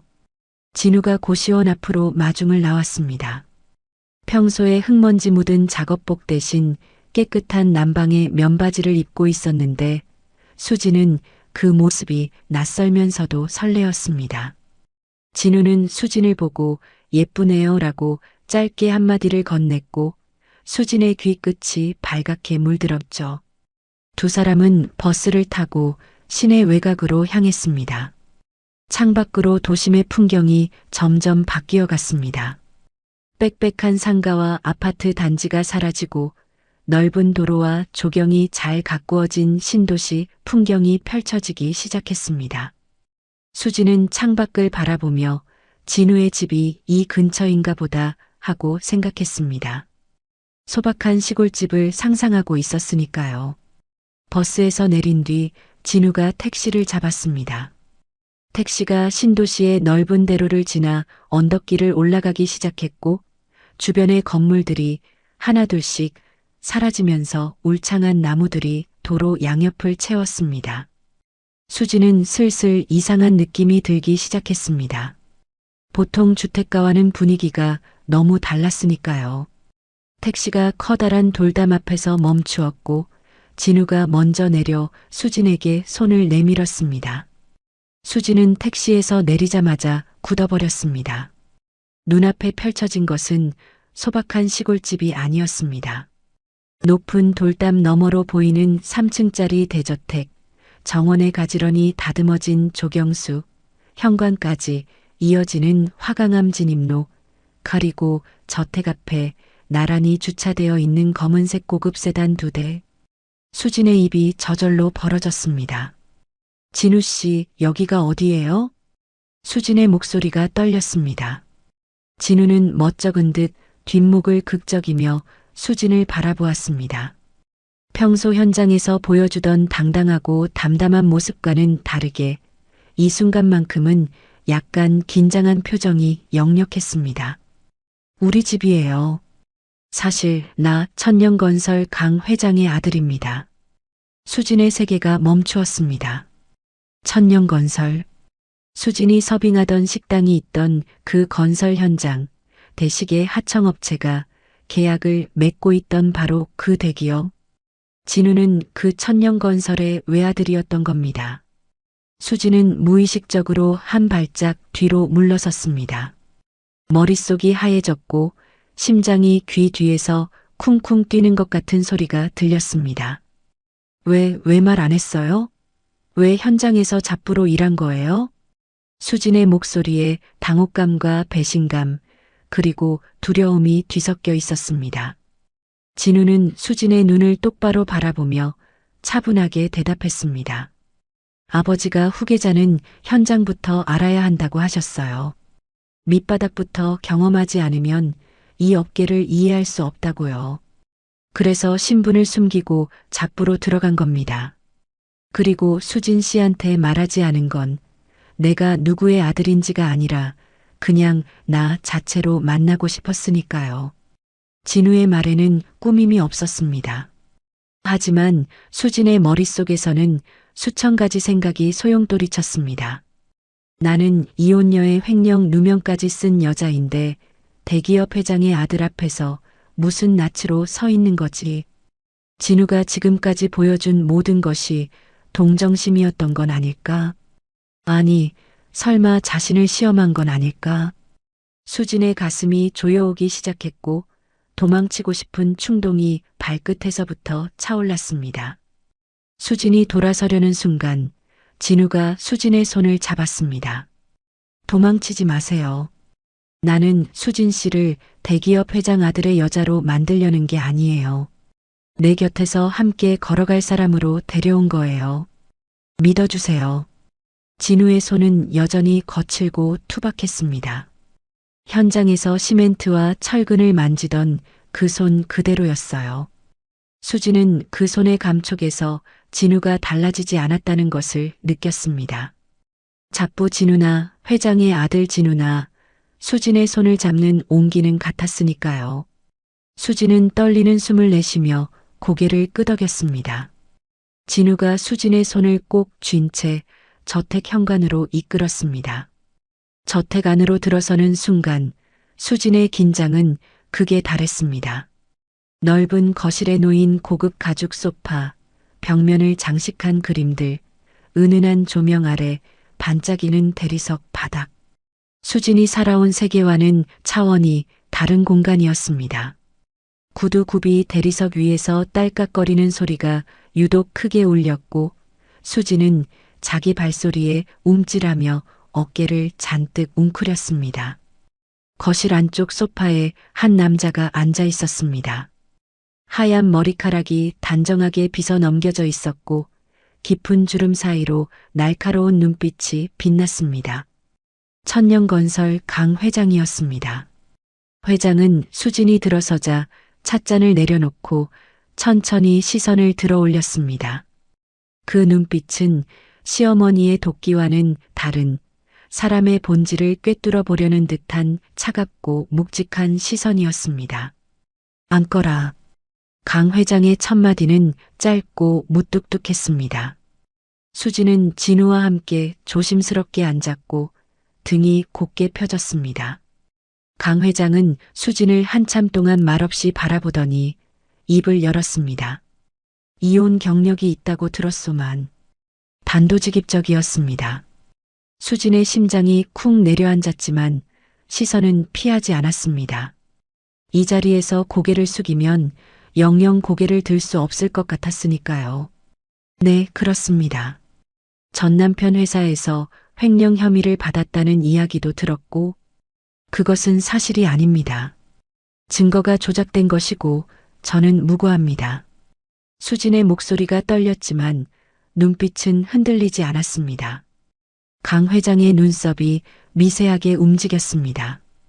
내 아들의 배경을 보고 온 것은 아니겠지? 이 질문이 핵심이라는 것을 수지는 직감적으로 알았습니다. 강 회장이 진짜 알고 싶은 것은 수진의 과거가 아니라 수진의 의도였습니다. 돈을 보고 온 건지, 권력을 보고 온 건지, 아니면 진짜 진우라는 사람 자체를 보고 온 건지. 수진은 잠시 숨을 고른 뒤 정중하지만 당당한 목소리로 대답했습니다. 저는 잡부였던 진우 씨 그대로를 사랑한 것이지 회장님의 아들을 본 것이 아닙니다. 오늘 이 집에 오기 전까지 진우 씨가 누구의 아들인지 몰랐습니다. 솔직히 말씀드리면 알았다면 오지 못했을 겁니다. 제가 이 자리에 앉을 자격이 있는 사람인지 저 자신도 확신이 없으니까요. 거실에 잠시 침묵이 흘렀습니다. 강 회장의 눈빛이 미묘하게 변했습니다. 수진의 대답에서 어떤 계산도, 아부도, 꾸며낸 겸손도 느끼지 못한 것이었죠. 진우는 아버지 옆에서 조용히 수진을 지켜보고 있었습니다. 수진의 진심이 아버지에게 닿기를 간절히 바라는 마음으로요. 강 회장은 자리에서 일어나 서재로 향했고 잠시 뒤 두꺼운 서류 뭉치를 들고 돌아왔습니다. 테이블 위에 서류를 내려놓으며 수진에게 말했습니다. 전 남편 회사에서 7년간 격리를 맡았다고 들었네. 그 실력을 직접 보고 싶소. 우리 회사의 최근 재무제표와 현장 운영 보고서요. 여기서 문제점을 찾아보시게. 시험이었습니다. 수진은 잠시 서류를 바라보았습니다. 떨리는 손을 무릎 위에 올려 가만히 누른 뒤 천천히 서류를 집어들었습니다. 첫 장을 넘기는 순간 수진의 눈빛이 달라졌습니다. 7년 동안 장부를 다뤄온 사람의 본능이 깨어난 것이죠. 숫자를 읽는 수진의 눈동자가 빠르게 움직이기 시작했고 손가락이 서류 위의 항목들을 짚어가며 정확하게 이동했습니다. 30분이 지났습니다. 강 회장은 차를 마시며 수진을 지켜보았고 진우는 팔짱을 낀 채 조용히 앉아 있었습니다. 수진이 마지막 페이지를 넘기고 서류를 내려놓으며 입을 열었습니다. 3가지 문제가 보입니다. 수진의 목소리는 더 이상 떨리지 않았습니다. 숫자 앞에서 수진은 자신감을 되찾았고 7년의 경력이 온몸에서 빛을 발하기 시작했습니다. 첫째, 자재 구매 단가가 시세보다 평균 12% 높게 책정되어 있습니다. 특정 납품업체와 수혜 계약이 반복되고 있는데 경쟁 입찰로 전환하면 연간 상당한 비용을 절감할 수 있습니다. 둘째, 현장 인력 배치에 중복이 있습니다. 어현장과 비현장의 안전관리 인원이 동일 인물로 겹쳐 등록되어 있는데 이것은 실제 관리가 이루어지지 않고 있다는 의미입니다. 셋째, 외주 용역비 정산 시기가 불규칙합니다. 정산이 늦어지면 하청업체의 자금 회전에 문제가 생기고 이것이 결국 시공 품질 저하로 이어질 수 있습니다. 수진이 말을 마쳤을 때 거실 안의 공기가 달라져 있었습니다. 강 회장의 찻잔을 든 손이 멈추어 있었고 날카로웠던 눈빛에 놀라움이 섞여 있었습니다. 특히 첫 번째 지적은 강 회장이 내부 감사팀에 이미 조사를 지시해둔 사안이었고 3번째 지적은 실무자들도 쉽게 발견하지 못하는 구조적 문제였습니다. 식당에서 서빙을 하던 여자가 30분 만에 핵심을 족집게처럼 짚어낸 것이었죠. 진우는 너무 기뻤습니다. 수진의 실력을 믿고 있었지만 이렇게까지 정확하게 아버지의 시험을 통과할 줄은 몰랐으니까요. 강 회장은 서류를 다시 거두어들이며 한참 동안 수진을 바라보았습니다. 수진은 그 시선을 피하지 않았습니다. 고시원에서의 새벽 한바 식당에서의 모욕, 시어머니의 난동, 그 모든 것을 버텨낸 사람의 눈빛이었습니다. 부끄러울 것은 아무것도 없었으니까요. 오랜 침묵 끝에 강 회장이 입을 열었습니다. 7년 동안 남의 회사를 키워준 실력이 이 정도면 우리 회사에 들어와도 되겠구나. 수진의 눈이 커졌습니다. 강 회장의 말투는 여전히 무뚝뚝했지만 그 안에 담긴 인정의 무게는 분명했습니다. 강 회장은 이어서 진우를 바라보며 나지막이 말했습니다. 내 아들이 사람 보는 눈이 있구나. 그 한마디가 승낙이었습니다. 진우의 얼굴에 안도와 기쁨이 동시에 번졌고 수지는 비로소 긴장이 풀리며 눈가가 뜨거워졌습니다. 입술을 깨물어도 눈물이 멈추지 않았습니다. 기쁨의 눈물이었지만 동시에 지난 모든 시간의 무게가 한꺼번에 쏟아져 내리는 눈물이기도 했습니다. 고시원에서의 새벽 갈라진 손등으로 닦아야 했던 수백 개의 식판, 시어머니가 뿌린 소금, 대식의 비웃음, 그 모든 것이 이 한순간의 눈물 속에 녹아내리고 있었습니다. 강 회장은 그 뒤 조용히 한 가지를 더 확인했습니다. 수진이 전 남편 대식의 회사에서 억울하게 누명을 썼다는 정황을 조사하라고 비서실에 지시한 것이었죠. 강 회장은 사업가이기 이전에 사람의 진위를 가리는데 반세기를 보낸 노련한 어른이었습니다. 수진의 눈빛에서 거짓을 읽지 못한 이상 나머지는 사실관계로 확인하면 되는 일이었으니까요. 저택을 나서며 수진은 뒤를 돌아보았습니다. 아침에 고시원에서 나설 때만 해도 소박한 시골집을 상상했던 자신이 우습기도 하고 한편으로는 여전히 꿈을 꾸고 있는 것만 같았습니다. 진우가 수진의 어깨에 손을 올리며 물었습니다. 괜찮아요? 수진은 고개를 끄덕이며 작게 웃었습니다. 괜찮은 정도가 아니었어요. 생애 처음으로 자신의 능력과 진심이 누군가에게 온전히 인정받은 순간이었으니까요. 대식의 회사에서는 7년을 바쳐도 한 번도 듣지 못한 말을 오늘 처음 들었습니다.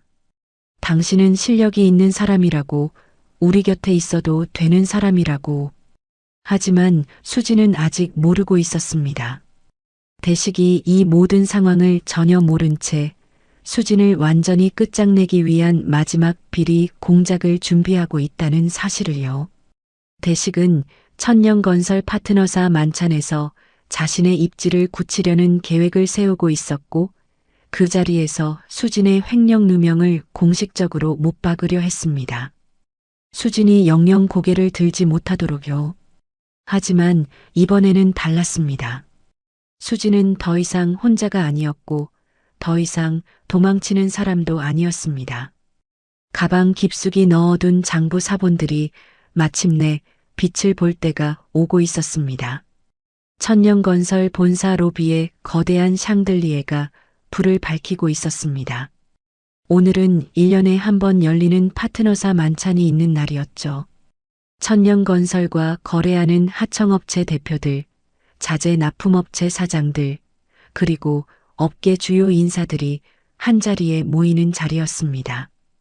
이 만찬에 초대받는 것 자체가 업계에서 인정을 받았다는 증거였고 여기서 맺어진 관계가 향후 수십억 원의 계약으로 이어지기도 했습니다. 다시 말해 이 자리에 선다는 것은 곧 자신의 존재를 업계 전체에 각인시킨다는 의미였습니다. 대식은 거울 앞에서 양복 매무새를 다듬으며 입꼬리를 올렸습니다. 오늘이 자신의 날이 될 거라고 확신하고 있었죠. 옆에는 대기업 이사의 딸이 화려한 드레스를 입고 서 있었고 대식은 이 여자를 데리고 만찬장에 등장하면 모든 시선이 자신에게 쏠릴 거라고 계산하고 있었습니다. 게다가 대식은 이 자리에서 자신의 업체가 천년건설의 핵심 파트너로 선정될 것이라는 기대에 부풀어 있었습니다.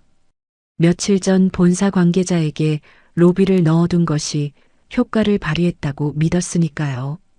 만찬장은 본사 건물 꼭대기층에 마련되어 있었습니다. 통유리 너머로 도시의 야경이 보석처럼 반짝이고 있었고 테이블마다 흰 린넨 식탁보와 은색 식기가 세팅되어 있었습니다. 입구에서 웨이터들이 샴페인 잔을 건네고 있었고 곳곳에서 정장 차림의 사업가들이 악수를 나누며 인사를 주고받았습니다. 대식은 여유로운 걸음으로 만찬장 안으로 들어섰습니다. 그런데 상석 쪽에 앉아 있는 한 남자의 뒷모습이 눈에 들어왔습니다. 넓은 어깨에 잘 맞는 검은 정장, 단정하게 빗어넘긴 머리카락. 어디서 본 듯한 실루엣이었습니다. 대식은 고개를 갸웃거리며 그 남자에게 다가갔고 남자가 고개를 돌리는 순간 대식의 걸음이 멈추었습니다. 진우였습니다. 현장에서 흙먼지 묻은 작업복을 입고 밥을 먹던 그 잡부가 맞춤 정장을 입고 만찬장 상석에 앉아 있었습니다. 대식의 눈이 휘둥그레졌고 머릿속이 일순간 하얘졌습니다. 야, 이게 뭐야? 네가 여기 왜 있어? 노가다가 어떻게 여기 들어온 거야? 대식의 목소리가 만찬장 안에 울려 퍼졌습니다. 주변에 있던 사람들이 하나둘 고개를 돌렸고 웅성거림이 퍼져나갔습니다. 하지만 진우는 샴페인 잔을 가만히 내려놓으며 미소를 지을 뿐이었습니다. 그 여유로운 태도에 대식은 더욱 화가 치밀었고 목소리를 높이며 한 발짝 더 다가섰습니다. 보안팀, 여기 이상한 놈이 들어와 있어. 당장 내쫓아. 대식이 소리를 지르는 순간 무대 쪽에서 사회자가 정중한 목소리로 안내를 시작했습니다. 신사숙녀 여러분, 잠시 주목해 주십시오. 천년건설 강 회장님의 자제이자 경영승계를 준비 중인 강진우 상무님을 소개해 드리겠습니다. 만찬장이 술렁였습니다. 수백 개의 시선이 일제히 상석의 진우에게 쏠렸고 진우는 자리에서 일어나 가볍게 목례를 했습니다. 대식의 얼굴에서 핏기가 사라졌습니다. 입이 벌어진 채 다치지 않았고 손에 들고 있던 샴페인 잔이 덜덜 떨렸습니다. 잡부라고 무시하고 멱살을 잡으려 했던 그 남자가 천년건설의 후계자였다는 사실을 이제야 깨달은 겁니다. 하지만 진짜 충격은 그 다음이었습니다. 만찬장 입구가 다시 열리고 은은한 조명 아래 한 여자가 걸어 들어왔습니다. 눈부신 하얀 드레스에 단정하게 올린 머리, 세련된 구두. 화려하지만 단아하고 당당한 자태가 만찬장의 시선을 단번에 사로잡았습니다. 진우가 자리에서 일어나 그 여자에게 다가갔고 팔을 내밀어 에스코트했습니다. 수진이었습니다. 한바 식당에서 기름때 묻은 앞치마를 입고 식판을 닦던 그 수진이 대기업 후계자의 에스코트를 받으며 만찬장 한가운데를 걸어오고 있었습니다. 대식의 다리가 풀렸습니다. 옆에 서 있던 이사의 딸이 오빠, 왜 그래? 하고 물었지만 대식의 귀에는 아무것도 들리지 않았습니다. 진우가 무대 앞 마이크를 잡았습니다. 만찬장이 조용해졌고 수백 명의 시선이 진우와 수진에게 집중되었습니다. 오늘 이 자리를 빌려 한 분을 소개하겠습니다. 제 약혼녀 이수진 씨입니다. 박수가 터져 나왔습니다. 수진은 가벼운 목례로 인사를 건넸고 만찬장의 분위기가 축하와 호기심으로 물들었습니다. 하지만 한 사람만은 박수를 치지 못했습니다. 대식이었습니다. 대식의 얼굴이 시뻘겋게 달아올랐고 이를 악물며 주먹을 불끈 쥐었습니다. 자기가 버린 여자가 자기가 개무시했던 잡부의 약혼녀가 되어 이 자리에 서 있다니 자존심이 갈갈이 찢어지는 기분이었습니다. 그리고 대식은 최악의 선택을 했습니다. 분노에 눈이 멀어 만찬장 한복판에서 소리를 지른 겁니다. 잠깐만요. 저 여자 이수진은 공금 횡령범입니다. 제 회사에서 돈을 빼돌린 정가가 있는 여자예요. 이런 여자가 천년건설 후계자의 약혼녀라니 강 회장님, 이 사실을 알고 계신 겁니까? 만찬장이 얼어붙었습니다. 웅성거림이 파도처럼 퍼져나갔고 사람들의 시선이 수진과 대식 사이를 오갔습니다. 수진은 심장이 쿵쿵 뛰었지만 이번에는 고개를 숙이지 않았습니다. 이 순간을 위해 준비해 왔으니까요. 수진은 진우를 바라보며 작게 고개를 끄덕였고 진우는 무대 옆 스태프에게 손짓을 했습니다. 만찬장 정면에 대형 스크린이 내려왔습니다. 스크린에 불이 들어오자 수진이 차분한 목소리로 마이크를 잡았습니다. 만찬장에 모인 수백 명의 사람들 앞에서 수진의 목소리는 떨리지 않았습니다. 박대식 사장님이 말씀하신 횡령건에 대해 사실을 말씀드리겠습니다. 스크린에 서류 이미지가 하나씩 떠올랐습니다. 수진이 7년 동안 꼼꼼하게 복사해 두었던 대식의 이중 장부였습니다.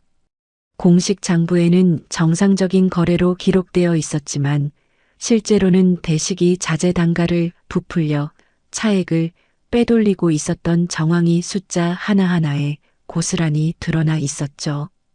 이것은 박대식 사장님의 실제 자재 구매 내역과 공식 장부의 비교 자료입니다. 자재 단가가 시세보다 평균 30% 이상 부풀려 있었고 그 차액이 박 사장님의 개인 계좌로 이체된 기록이 여기 있습니다. 스크린이 다음 페이지로 넘어갔습니다. 이번에는 세금 관련 서류였죠. 대식이 매출을 축소 신고하여 수년간 세금을 탈루해온 정황이 드러났습니다. 수진의 손가락이 스크린의 숫자를 짚어가며 하나하나 설명할 때마다 만찬장의 공기가 점점 더 무거워졌습니다. 그리고 이것은 부실 자재 납품 정황입니다. 설계 기준에 맞지 않는 저급 자재를 납품하면서 정상 단가를 청구한 기록이 총 37건. 이것은 단순한 비리가 아니라 건축물의 안전을 위협하는 중대한 범죄입니다. 만찬장이 술렁였습니다. 건설업계에서 부실 자재 납품은 인명피해로 직결되는 가장 심각한 범죄 중 하나였으니까요. 하청업체 대표들의 얼굴이 굳어졌고 강 회장의 눈빛이 매서운 칼날처럼 대식을 향했습니다. 대식의 얼굴이 하얗게 질렸습니다. 입술이 파르르 떨렸고 양복 안에서 등줄기로 식은 땀이 줄줄 흘러내렸습니다. 도망치려고 뒤를 돌아보았지만 만찬장 출입구에는 이미 수사관 2명이 서 있었습니다. 강 회장이 사전에 수진의 자료를 검토한 뒤 관할 수사기관에 고발 조치를 해둔 것이었습니다. 이건 조작이야. 저 여자가 꾸며낸 거라고. 다 거짓말이야.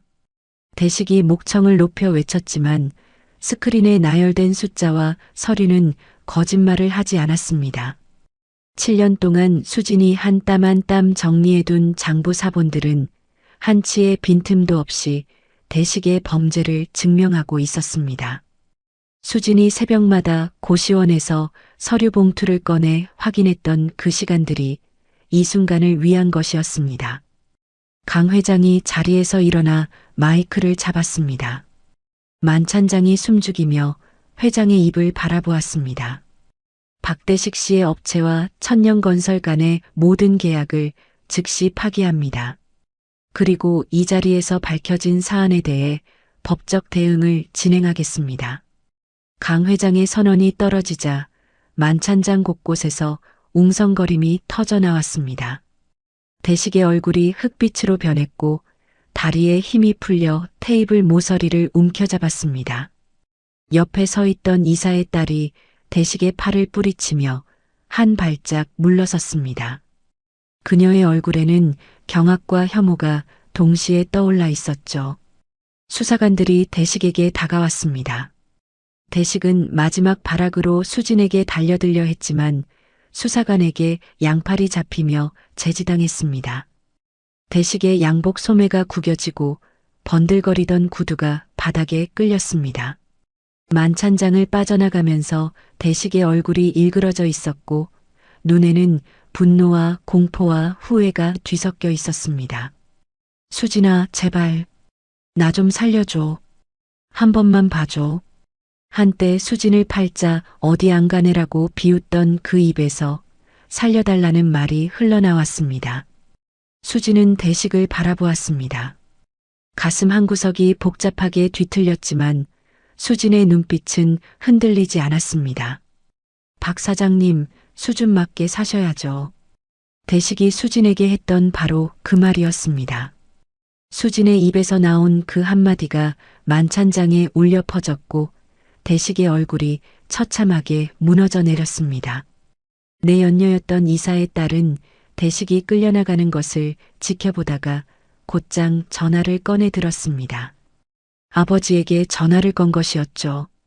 통화가 끝난 뒤 그녀는 차가운 표정으로 만찬장을 빠져나갔고 며칠 뒤 대식에게 이혼 통보가 전달되었습니다. 대식은 사업도 여자도 체면도 모든 것을 단 하루 만에 잃었습니다. 만찬장에 다시 잔잔한 음악이 흘러나왔습니다. 사람들이 하나둘씩 수진에게 다가와 악수를 건넸고 수진은 한 사람 한 사람에게 정중하게 인사를 건넸습니다. 강 회장도 수진의 앞에 와서 고개를 끄덕이며 말했습니다.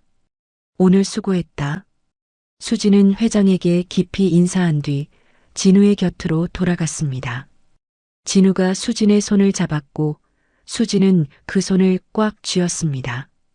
손끝에서 전해지는 온기가 이 모든 것이 현실이라는 것을 말해주고 있었습니다. 수진의 눈에 맺혀있던 눈물이 한 방울 흘러내렸고 진우가 엄지손가락으로 조용히 닦아주었습니다. 수진은 진우의 눈을 바라보며 작게 속삭였습니다. 다 끝난 거죠? 진우가 수진의 손을 더 꼭 쥐며 대답했습니다. 아니요. 이제 시작이에요. 수진의 길고 긴 싸움이 마침내 끝났고 진짜 인생이 시작되려 하고 있었습니다. 그로부터 6개월이 흘렀습니다. 계절이 2번 바뀌는 동안 수진의 삶은 완전히 다른 모습으로 탈바꿈해 있었습니다. 아침 8시 수진은 천년건설 본사 건물 앞에서 차문을 열고 내렸습니다. 검은색 세단의 조수석에서 내리는 수진의 모습은 1년 전 고시원에서 새벽 4시에 눈을 뜨던 그 여자와는 완전히 달라져 있었습니다. 단정한 정장에 서류 가방을 든 모습, 자신감 있는 걸음걸이, 그리고 무엇보다 얼굴에 떠오른 편안한 미소. 수진은 더 이상 고개를 숙이고 걷는 사람이 아니었습니다. 강 회장은 파트너사 만찬 이후 수진의 실력을 면밀히 검증한 끝에 그룹 경영기획실 팀장으로 정식 발령을 냈습니다. 처음에는 사내에서 말이 많았죠. 후계자의 약혼녀라서 자리를 받은 것 아니냐는 수군거림이 복도 곳곳에서 들려왔습니다. 하지만 수진은 그런 시선에 개의치 않았습니다. 시어머니의 소금 세례와 대식의 비웃음을 견뎌낸 사람에게 사내 뒷담화 정도는 바람에 스치는 먼지와 다를 바 없었으니까요. 수진은 부임 첫 주부터 현장을 돌기 시작했습니다. 본사 사무실에 앉아 보고서만 읽는 대신 직접 건설 현장에 나가 안전모를 쓰고 인부들과 이야기를 나누었습니다. 한바 식당에서 수백 명의 인부들에게 밥을 퍼주며 쌓은 현장 감각이 빛을 발했죠. 수진은 현장 노동자들이 어떤 불편을 겪고 있는지, 어디서 비용이 새어나가는지, 어떤 안전 규정이 형식적으로만 지켜지고 있는지를 누구보다 정확하게 파악했습니다.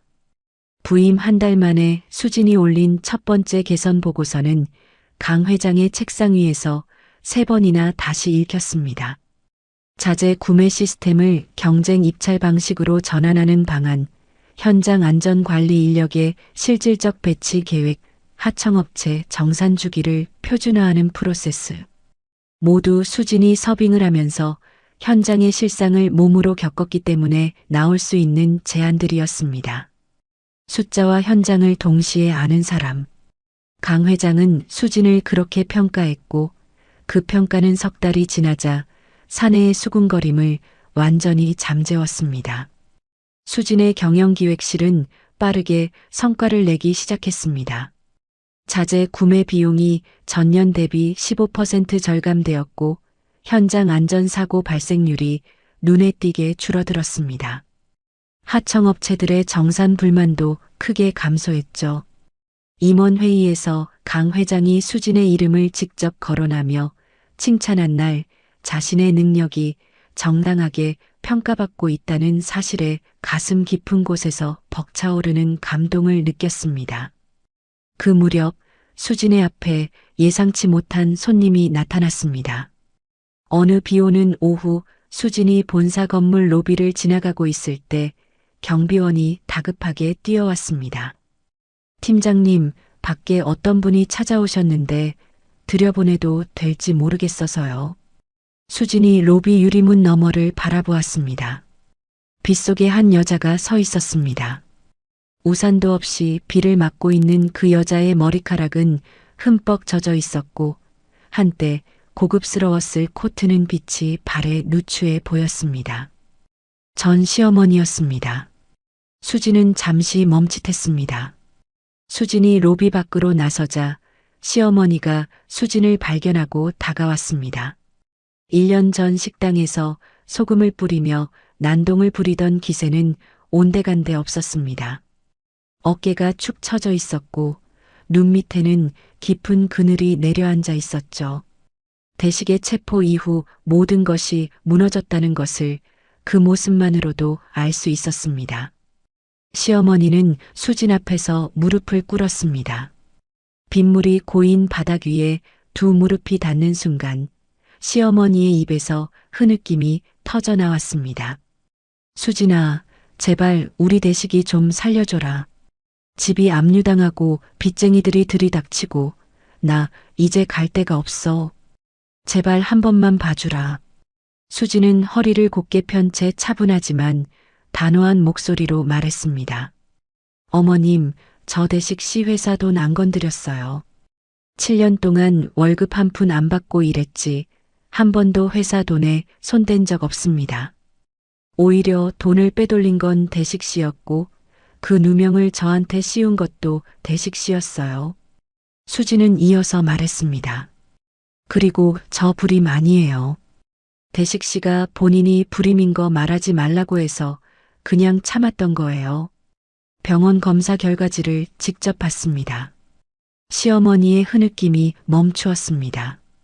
고개를 든 시어머니의 눈에 당혹감이 스쳤습니다. 시어머니의 얼굴이 창백하게 변해갔습니다. 수지는 마지막으로 한마디를 더했습니다. 저를 억울하게 모함하고 쫓아냈던 죄, 이제 그 벌 직접 받으세요. 저는 더 이상 어머님 가족의 일에 관여할 생각이 없습니다. 수지는 돌아섰습니다. 뒤에서 시어머니의 울음소리가 빗소리에 섞여 들려왔지만 7년 동안 삼키고 또 삼켜왔던 진실을 드디어 입 밖으로 꺼낸 수진의 어깨에서 보이지 않는 짐 하나가 내려놓아지는 순간이었습니다. 대식의 삶은 완전히 바닥으로 추락해 있었습니다. 횡령과 세금 탈루, 부실 자재 납품 혐의로 재판을 받게 된 대식은 모든 재산이 동결되었고 사업체는 폐업 처리되었습니다. 이사의 딸은 이혼과 함께 자취를 감추었고 대식의 주변에 남아있는 사람은 아무도 없었습니다. 빚더미 위에 올라선 대식은 결국 자신이 그토록 무시했던 노가다판으로 내려가야 했습니다. 하루 일당을 받으며 현장을 전전하는 일용직 잡부. 대식이 수진에게 팔자 어디 안 가네라고 비웃었던 그 말이 고스란히 자기 자신에게 돌아온 셈이었습니다. 어느 날 천년건설의 한 현장에 점검을 나간 수진과 진우가 검은 세단에서 내리는 모습을 대식이 먼발치에서 지켜보았습니다. 안전모를 쓰고 흙먼지 묻은 작업복을 입은 대식의 모습은 1년 전 번들거리는 구두를 신고 식당에 들어서던 그때와는 하늘과 땅 차이였습니다. 대식은 레미콘 뒤에 몸을 숨긴 채 두 사람을 지켜보았습니다. 수진이 현장 관리자와 악수를 나누고 진우가 수진의 등에 가볍게 손을 올려 이끄는 모습이 눈에 들어왔습니다. 자신이 버린 것이 단순히 아내 한 명이 아니라 자신의 인생 전부였다는 것을 이제야 깨달았지요. 7년 동안 회사를 함께 키워준 사람, 새벽까지 장부를 정리하며 자신의 사업을 지탱해준 사람, 그 사람의 진가를 알아보지 못하고 밟아버린 대가가 지금 이 자리였습니다. 대식은 안전모 아래로 흘러내리는 눈물을 소매로 훔치며 아무도 보지 않는 곳에서 조용히 무너져 내렸습니다. 가을이 지나고 겨울이 오기 전 수진과 진우는 결혼식을 올렸습니다. 하지만 호화로운 웨딩홀이나 고급 호텔이 아니었습니다. 두 사람이 선택한 장소는 바로 두 사람의 인연이 시작된 그 한바식당 마당이었습니다. 식당 사장은 기꺼이 마당을 내주었고 수진이 함께 일했던 보조 아줌마들이 음식을 준비했습니다. 테이블에는 화려한 꽃 대신 현장에서 가져온 야생화 몇 송이를 유리병에 꽂아 놓았습니다. 진우와 함께 일했던 현장 인부들, 식당에서 수진의 밥을 먹었던 사람들, 강 회장과 본사 직원들까지 다양한 사람들이 식당 마당에 모여 두 사람의 결혼을 축하했습니다. 화려하지 않았지만 그 어떤 결혼식보다 따뜻했습니다. 수진은 소박한 흰 원피스를 입고 진우의 손을 잡고 있었고, 진우는 정장 대신 깨끗하게 다린 남방을 입고 수진의 곁에 서 있었습니다. 두 사람이 처음 만났을 때와 크게 다르지 않은 모습이었죠. 달라진 것이 있다면 수진의 얼굴에 더 이상 슬픔의 그림자가 없다는 것, 그리고 진우의 눈에 흔들림 없는 확신이 담겨 있다는 것뿐이었습니다. 수진은 식당 안으로 들어갔습니다. 예전에 매일 서 있던 배식대 앞에 서니 지난 시간들이 주마등처럼 스쳐 지나갔습니다. 갈라진 손등으로 식판을 닦던 날들, 대식에게 물세례를 당했던 그 점심시간, 시어머니에게 소금을 뿌려지고 바닥에 주저앉았던 순간, 그리고 진우가 건넨 구겨진 믹스커피 봉지 하나. 수진의 시선이 배식대 위쪽 벽에 붙어 있는 낡은 안전 문구에 멈추었습니다. 안전은 식탁에서 시작된다. 수진은 그 문구를 읽으며 피식 웃었습니다. 안전이 식탁에서 시작된다면 수진의 새 인생도 이 식탁에서 시작된 셈이었으니까요. 뜨거운 눈물이 눈가에 고였지만 이번에는 참지 않았습니다. 기쁨의 눈물은 참을 이유가 없었으니까요. 마당으로 다시 나온 수진에게 진우가 다가왔습니다. 수진의 얼굴에 눈물 자국이 남아있는 것을 보고 진우가 물었습니다. 왜 울었어요? 수진은 고개를 저으며 웃었습니다. 그냥 여기서 시작해서 다행이라는 생각이 들어서요. 진우는 수진의 어깨를 감싸 안으며 마당 한가운데로 걸어갔습니다. 가을 하늘이 높고 맑았고 현장 너머로 불어오는 바람이 식당 마당의 야생화를 살랑살랑 흔들었습니다. 인부들이 박수를 치고 보조 아줌마들이 환호성을 질렀고 강 회장이 자리에서 일어나 두 손으로 조용히 박수를 보냈습니다. 수진은 더 이상 누군가의 며느리도 누군가의 전처도 횡령 누명을 쓴 불쌍한 여자도 아니었습니다. 천년건설 경영기획실 팀장 이수진. 자신의 이름 석자로 당당하게 서 있는 한 사람의 커리어 우먼이었습니다. 그리고 그 곁에는 변치 않는 사랑으로 함께 걸어가겠다고 약속한 사람이 있었습니다. 진우가 수진의 어깨를 감싸 안았고 나란히 식당 마당을 걸어나가는 뒷모습 위로 가을 햇살이 따스하게 내려앉았습니다. 높고 맑은 하늘 아래 두 사람의 그림자가 하나로 겹쳐지며 길 위에 길게 늘어졌습니다. 그 길의 끝이 어디인지는 아무도 모릅니다. 하지만 한 가지 분명한 것은 바닥에서 흘린 땀방울은 절대 배신하지 않는다는 것입니다. 오늘의 이야기는 어떠셨나요? 명나라의 학자 홍자성은 책은 담에서 이렇게 적었습니다. 오래 엎드려 있던 새는 반드시 높이 날고 먼저 핀 꽃은 홀로 일찍 진다. 화려하게 앞서가는 사람이 아니라 바닥에서 묵묵히 웅크리고 있던 사람이 결국 더 높이 날아오른다는 뜻이죠. 오늘 사연 속 수진도 그랬습니다. 고시원의 새벽, 한밭 식당의 수모, 소금이 뿌려지던 그 순간들이 결국 더 단단한 날개가 되어주었습니다. 살다 보면 누구나 바닥을 경험합니다. 하지만 그 바닥에서 흘린 땀방울은 절대 사라지지 않습니다. 지금 엎드려 있는 시간이 길고 힘겨우신 분들, 부디 기억해 주세요. 오래 엎드려 있다는 것은 곧 높이 날아오를 준비를 하고 있다는 뜻입니다. 오늘 수진 씨의 사연이 마음에 남으셨다면 댓글로 여러분의 생각을 들려주세요. 이 따뜻한 이야기가 더 많은 분들에게 전해질 수 있도록 구독과 좋아요로 함께 해주신다면 여러분의 하루에 좋은 일만 가득하실 거예요. 오늘도 들어주셔서 감사합니다. 건강하고 행복한 하루 보내시길 바랍니다.